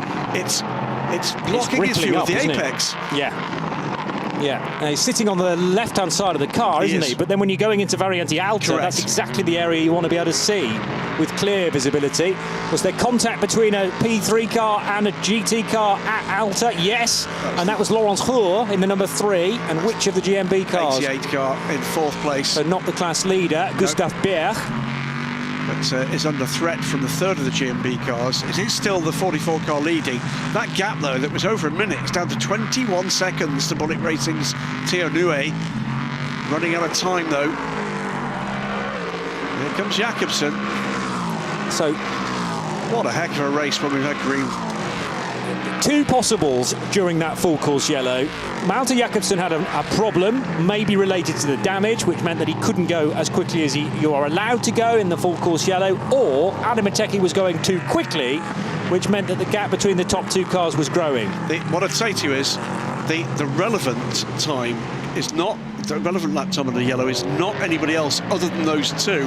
There's a 6-second difference in the lap time under full course yellow between the two of them. Yeah, and that's the reason why it went from 2 seconds to 4 seconds to 5 seconds, and now we have a 1.3 second gap. It would have been a lot less than that. The idea of a full course yellow is that the gaps you have when you go into it should remain the same coming out the other side. Well, through all of that, Matt Sillerhout, by the way, has been the winner through this, because with that drive-through from Colin Noble and the trouble for Andy Merrick, there's off again. It's not a happy car, it's not. That, and the damage doesn't look as evident. It changes. It does. It's almost like a bevel. Yeah, it's a loose bit of bodywork, isn't it? Which starts to rise at higher speed as the air's getting underneath it, and then it lowers back down to its original position in the slower speed corners. Under 3 minutes to go. We don't have to worry about extra laps being strapped onto the end of this race. It is a straight 1 hour and 50 minutes, and when the clock reads 0, the next completed lap will be the final tour. Adimateki, relatively speaking, is comfortable now as the race leader at just under 2 seconds, the leading margin. Malte Jakobsen has given all that he can. It actually sits on the right-hand side of the car, beg your pardon, within the 69 Cool Racing car. And Adimateki sitting on the same side, the right-hand side as well. But nevertheless, it's compromising Malte Jakobsen's view into those right-hand corners. 2 minutes to go. It will be this lap and one more, I think, Johnny. Yeah, agreed, because they're in the middle sector right now, which is the sector of the lap which runs from Villeneuve down towards Acqua Minerale, so including Piratella, this left-hander. One more drive-through, this time for the 61 car, 6th out of the 7 GT3 cars. Andrea Montemini will be rolling down pit lane, but I think will remain in 6th place. What's still to be won? Well, the race, but I don't think he's got it in this car, you know. No. Earlier on, I would have said absolutely yes. But Jakobsen was on a tear, but the exit there for one of the United Autosports cars is massively compromised by the TS Corsa car. That was Gorpada actually trying to stay out of the way, I think, as best he could, but there was some confusion. He was hit by the 23 car, wasn't he? Yeah. 23 trying to put a lap. So it's Wayne Boyd, 3rd position with not a moment to lose, and a big wiggle as a result. Sillerhout is coming back here at Garner Patterson. Yes, Patterson in 4th, and Sillerhout not giving this one up yet. No. So under a minute to go, the race leader crosses the line now. So this will be, and is confirmed as, the final lap of an incident-packed, from start to finish. There's been all sorts going on in this race. Fantastic stuff from Mateki. Let's not take that away. No. We've been talking about wanting a battle, of course we do, but don't take away from the fact that Adam Mateki in the CD Sport number 37 car fended off a fully lit Malte Jakobsen in this car, and has done so for just about all of the green flag running of this second half of this race. Yeah. It's a phenomenal drive from Adam Mateki. The 19-year-old really coming of age a couple of years early, you might say. This is one of those standout races where you go, your eyes are wide open to Adam Mateki, and a championship charge, quite possibly, for CD Sport. He is that good, and has European Le Mans Series experience as well from last year. 57 car. 57 is a little way down. That's the he's car. in 8th position, loses a spot. I think he's been off. Ryan Harper-Ellum. And this is trouble for the H24 car right at the end, or just trying to get home. Well, it's going to be, by the look of it, a race finish for that car. Yes. Let's not take that away. Stefan Raquelme still 15, circulating. 15 laps down it may be, but it'll be in the history books. Won't be an issue for the race leader, though, because the H24 car is already in the 1st sector on the final lap. Meanwhile, into and out of the Ravazza left-handers will come Adam Iteki, and in the CD Sport car number 37, along with his teammate Fabian Michal, they take victory. The team from Spain, Michal up on the wall there to call his man home, Adam Iteki. And it's trouble. It's potentially we have another twist in the tail here. Wow. Because all of a sudden we have a report that car 37 has been addressed by the stewards, or there is a report in with the stewards for abusing track limits, and that nearly always results in a penalty. And that drive-through would be 30 seconds added, yeah. and that would drop that car way down to seventh position. If that off the podium. Well. So does that promote Malte Jakobsen and Cool Racing? We're going to have to wait. Well, we don't know whether there's any other reports about track limits going to be issued either yet, but car 37 is reported to the stewards for abusing track limits. That's all we can tell you at this stage. Meanwhile, the GT3 winner has not yet crossed the line. Car 44 just heading down the hill and into Rivazza now. Here he is, Gustav Berg in car 44, and his teammate already up on the pit wall with Jens Moller, who drove a really good opening stint actually to fend off a number of other cars in and around. There's the H24 getting to the finish. Yeah, a moment in history there, but the GMB Motorsport Honda NSX crosses the line now. Gustav Berg and Jens Moller are winners in Imola as the sun continues to set ahead of Teo Nue and Stephen Patrick's Bullet Racing Aston Martin, with Fabio Babini and Emilio Busnelli for Ebby Motors third. And big golf clap to the Aston Martin team. They took a minute out of that lead in that last stint. A minute was taken from that lead. That's pretty astonishing stuff. Well, that wasn't the cleanest of races in terms of green flag running. It wasn't the easiest of races to follow, but we sometimes like those. But there was never a dull moment, was there? Not at all, and particularly that restart where we didn't have the race leader behind the safety car, and it was absolute carnage then, with the then race leader Adam Iteki having to pick his way through, about 10 cars between him and the safety car. Here is confirmation of the race result as things stand. This is very much provisional. 53 laps, Adam Iteki, Fabian Michal, the winners, the leaders at this stage, from Cool Racing's Malte Jakobsen, number 69, then the T United Autosports cars, 23 ahead of 22. So Wayne Boyd and Garnet Patterson bringing those cars to the finish ahead of Reiter Engineering's Mads Seilerhaug. It is confirmed now as a drive-through penalty for CD Sport, which will be added to their race time, and it will be 30 seconds added to their total time. It's already been adjusted. Cool Racing win the race. The 69 car wins this race.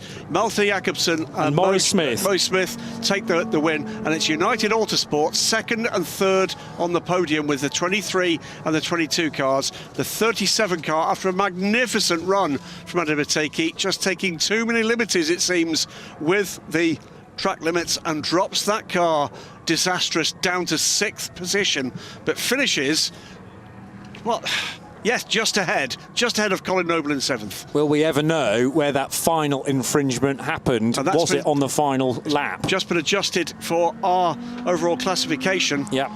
Well. So it was John Schauman and Wayne Boyd who now are moved up to 2nd position in car 23, and the 22 car of Garnet Patterson and the Australian driver Andres Latour Cannon, who started that car, also on the podium ahead of Mads Seilerhaug. A real up and down race for Reiter Engineering. Brilliant stint from Freddie Hunt, and it was very good from Mads Seilerhaug as well, but the performance of the car, whether the tyres dropped away, tricky to say, and Mads will be the only man who knows the answer, but he did have one or two off-track moments into the gravel as well.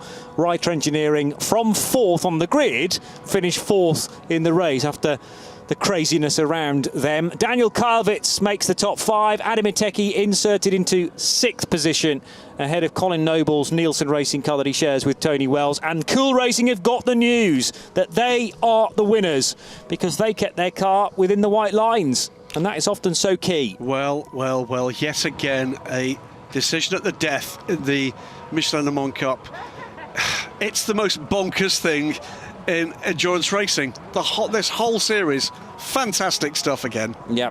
GT3 won by GMB Motorsport. We'll of course move to the topic of GT3 in a moment, but let's hear from our winners. I'm I'm down here with Malte Jacobsen and Maurice Smith. Come and get in. Wait, I mean, what a mad race. You were sitting in second up until just a few seconds ago. Just tell us about how it went for you. You were really up the front, really kind of attacking number 37 car. Yeah, Mo did a fantastic start. Started P15, and on the first lap before the safety car, he was up into 10th position, and he did a really brilliant stint. Obviously, there was a lot of full course yellows and stuff, where we lost a bit of time compared to the leading car. But we managed to gain the gap back, and then because he did too many track limits, we got the win at the end. So, yeah, obviously it would have been nice to get the win on track, but we had our paper clear, so we got the win at the end. Congratulations. Thank you very much. Thank you. Malte Jacobsen says, we have our paper clear. I'm afraid there's another message now that has appeared at the bottom of our screen, which includes the 69, which may well involve an illegal overtake on the yellows. We'll explore that in due course. Have you got about 2 days to witness the highlights of this race? Because they started as soon as we were underway. We barely completed a lap of the second round of the Michelin Le Mans Cup. It returns to Imola after a 6-year gap. Brilliant to be back in Emilia-Romagna, and a good getaway from Jerome de Sadalier for the MV2S crew. Leo Weiss tried to get across the nose of the car that we thought was going to take the win. CD Sport and Adamiteki. Carnage at Tosa for the first run through this left-hander at turn 7, with cars left, right and centre, including Rob Hodes for Team Virage in the kitty litter very early on. This would bring out the first of 3 safety cars. There was damage, unfortunately, for the side of the number 40 Graf car of Louis Saint-Join, and 1 or 2 other cars having to limp back to the pits for emergency work. Then there was some contact between the Bullet Racing Aston Martin and quite an audacious manoeuvre from Crichton Lentudis in that blue and white LMP3 car. Thankfully, Stephen Patrick was able to get away from that scene and eventually finish on the podium in GT3. A spin for the ANS Motorsport car of Jonathan Brossard, and Brossard would eventually incur the wrath of the stewards for driving the wrong way at Tosa Corner, and that resulted in Klaas Abelen having to take avoiding action, just nosing very slightly into the barriers at turn 7. Then at the restart, Jerome de Sadalier making a very uncharacteristic error, looping the car at Rivazza. That unfortunately claimed Leo Weiss's machine as well for WTM Racing. More spinners, this time at Varianti Villeneuve. Jacques Wolf off the road in the number 43 Spirit of Racing Le Mans car. And a heavy impact into the barrier also at Tosa there. Jerome de Sadalier would get out of the car and assess exactly what went wrong. Eventually, Adamiteki, the car started by Fabien Michal, would work its way to the front. This was coming out of the mandatory pit stops. The other Team Virage car would stop abruptly with Matisse Poulet at the wheel, with the marshals down at post number 2. And Malte Jacobsen squeezing by Mads Seilerhaug there into Tamburello corner. This was a horror moment for Andy Merrick, a tyre letting go on the run into the first chicane, but it wouldn't fully bite until he got to Varianti Villeneuve, and that would bring out the final full course yellow of the race. On the road, Adamiteki crossed the line as the race winner. However, he was then given a penalty for breaching the track limits, which would take him down to 6th position. And Malte Jacobsen and Maurice Smith, it appears to us, have inherited the win. So confirmation of the positions, although I am mindful of the possible overtaking message at the bottom of our screen between car 69, Cool Racing, and car 76, which is the Reiter Engineering car at turn 1. Did that overtake happen on the yellows whilst there was an incident at turn 1? Might have actually been the incident that was involving Matisse Poulet. I'm trying to think what else has happened at turn 1. Turn 1, the car was off on the driver's right at the marshal post. Yes, there was the Virage car. The Virage car of Matisse Poulet. So was there an illegal overtake there? We're not going to show you the graphic of our positions just yet, because that's clearly being spoken about in race control as we speak. Hearing that the European Le Mans Series race tomorrow has been cancelled, will they catch up with the workload in race control after that one? Absolutely You jest, nuts. of course. That is a joke. Yeah, we're very much looking forward to that. If, well, I'd like a few fewer safety car and full course yellows, but all of the action, if possible, in the LMS tomorrow. If you thought you recognised, by the way, familiar face in the background in that crowd in the white Honda overalls, that was Marco Bonanomi, who is part of the support team for the GMB racing efforts in his role with JAS Engineering in Milan, the ex-Audi LMP factory driver. Indeed, LMP1 factory driver. I remember that year at Le Mans when they had 4 R18s probably, and Marco was in one of them. Or they are 15s in those days. Anyway, very... it was a while ago. Yeah, it was a while ago. Lovely bloke. I went to do some testing with some of their academy drivers, I think in 2020, at the very end of the first lockdown, and superb driver coach. It was a delight to see how he interacted with a couple of emerging young talents there. 69 car at the moment is our overall LMP3 winner, but we'll remind you there is an investigation underway about possible overtaking under yellow. The 2 cars involved were the 69 and the 76, that was the Reiter engineering car. Could this be the ultimate irony that it puts the Reiter car back onto the podium? By the way, that would be, I think, if it happens like that, this is the professional championship. Yeah, level pegging after 2 races. Yep. Racing Spirit of Le Mans and Cool Racing both on 25 points from the 29 MV2S Forestier racing car on 19, which did not score this weekend. That's the 29 that we lost at the restart. So fairly low scoring, actually, so far, and that suggests how many incidents we've had in only 2 races. Alexander Matchell and Malte Jakobsen and Maurice Smith and Tom Dillman provisionally all leading the championship, therefore. And Jakobsen, well, it's all about where you score the wins and who scores the wins first, if the championship needed to be decided today, which thankfully it doesn't, because there are a whole lot more races still to go, including 2 Road to Le Mans events in about 4 weeks' time. So our Aussie duo from the non-United coloured United car. Yes. And great to see them with a first podium, the Michelin Le Mans Cup. So it's Andres Latour and Garnet Patterson, the 2 Aussies. On the other side of the podium will be Wayne Boyd and John Showerman. Yep. And in the middle, even though discussions continue on, Malte Jakobsen and Maurice Smith. And the messages at the bottom of our screen have now disappeared. So, well... We'll play hashtag wait and see. Yeah, stay tuned to as we get the national anthem of the winning team.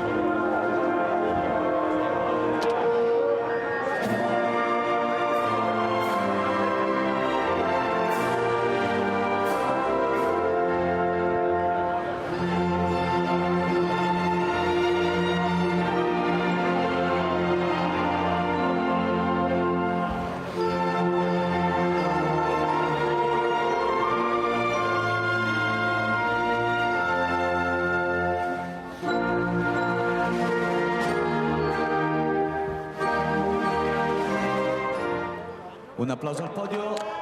Cool Racing are winners again in the Michelin Le Mans Cup, to the delight of Malte Jakobsen, to the delight of Maurice Smith, who always puts the Michelin cap on backwards.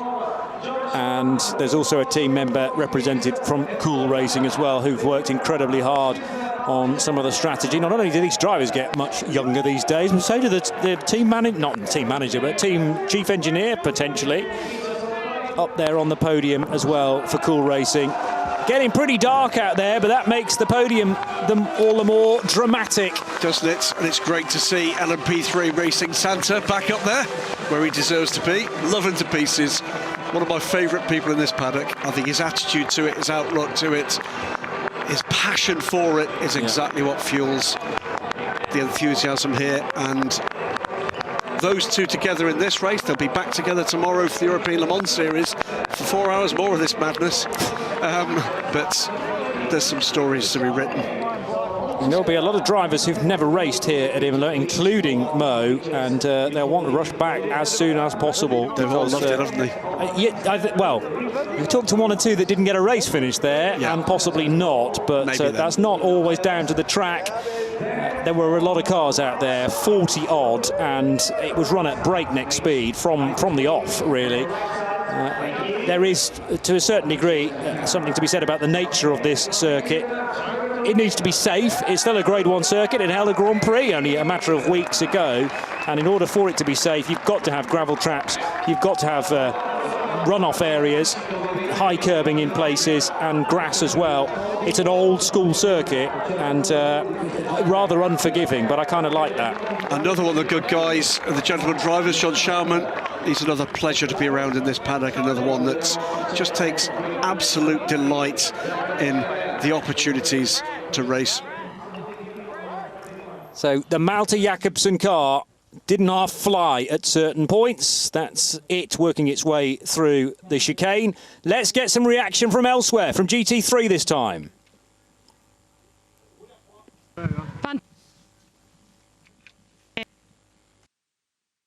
Pretty.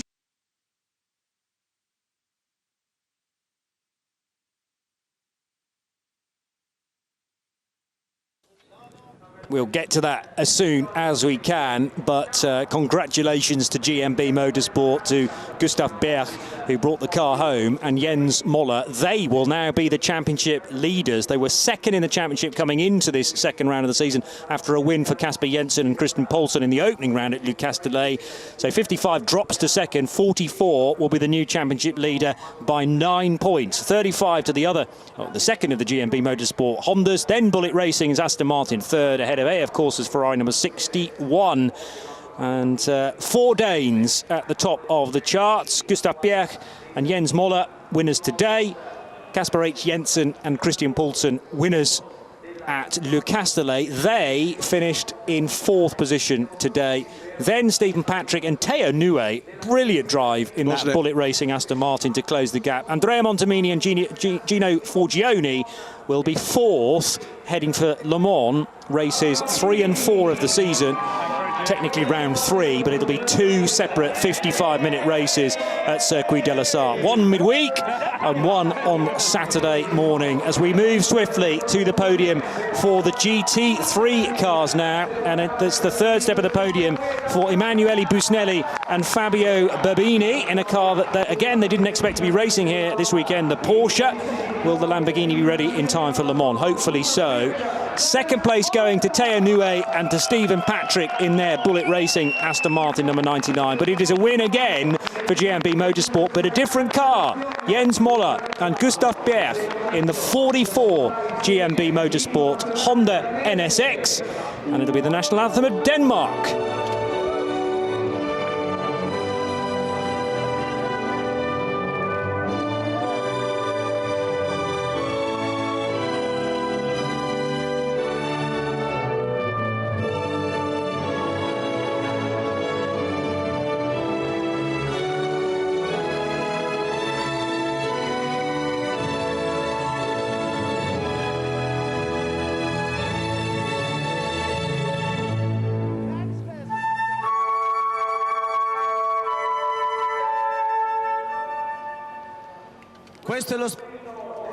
Congratulations to GMB Motorsport as a team. They are now double winners in the Michelin Le Mans Cup in their debut season. Yeah, it's nice to hear the Danish national anthem, which we have lots of Danish drivers that are successful, not often Danish teams. Of course, we've heard it twice now in 2 races, but it's one of the things we often miss is the variety of national anthems we hear across European racing. Luxembourg, Poland of late as well. It's been great to have it, and a great result there. But you're quite correct, by the way, you said in the lead up to this, Teo Nue, what a final stint from him. Before we forget, by the way, the LMP3 podium, pretty convinced that matches the best ever results for 2 cars for United Autosports in this championship. 2nd and 3rd did it in Barcelona last year, right? Matched that, and we've still got a looming shadow. Well, that's true, because... Won't forget this one in a hurry, will we? No, certainly not. Neither Graham nor I are sure that even now we have reached the official result. I mean, it won't be made official until probably tomorrow, but it could be a late night in the steward's office. Thank you for sticking with our coverage today. We had to start a little bit late because of other dramas that have happened through the course of today's racing at Imola. Thankfully, no injuries to speak of, but just red flags, safety cars, full course yellows that have rather put us back. But we've got plenty on offer tomorrow, namely the 4 hours of Imola, which will be round 2 of the European Le Mans Series. But delight for all of those associated with the teams on the podium in GT3. GMB Motorsport win it. Bullet Racing, after their disappointment at Le Castellet, missing out on a podium after the race, they finished second here. And Ebby Motors on the third step of the podium after they took pole yesterday with Emanuele Busnelli. Let's catch up with Jens Muller from GMB. Fantastic result for you, Jens, winning here in Imola. It seemed pretty plain sailing because there was an extended gap between you and the second place. But just take us how it went for you. Yeah, it was a very difficult race. A lot of full course yellow, safety car, and so on. We pitted exactly when the safety car was coming on, and we were very, very lucky to get out in the right place. And Gustav created a big gap to the second car. So it was just to be calm from there and take it home. It was a fantastic job for the team, for everybody, and especially for Gustav. It's his second race international, first time P2 and P1 in the second race. Fantastic for him. Yeah. Congratulations, well done. Yeah, Gustav Bjerg, just 18 years old, from Ans in Denmark, and mightily impressive drive. Graham, thank you so much. I think you and I deserve a beer after all of that, and there are a few others in the paddock likewise. Just the one. We'll see you at Le Mans, and don't forget, ELMS tomorrow with an 11:30 local time start. Join us for that. Bye-bye.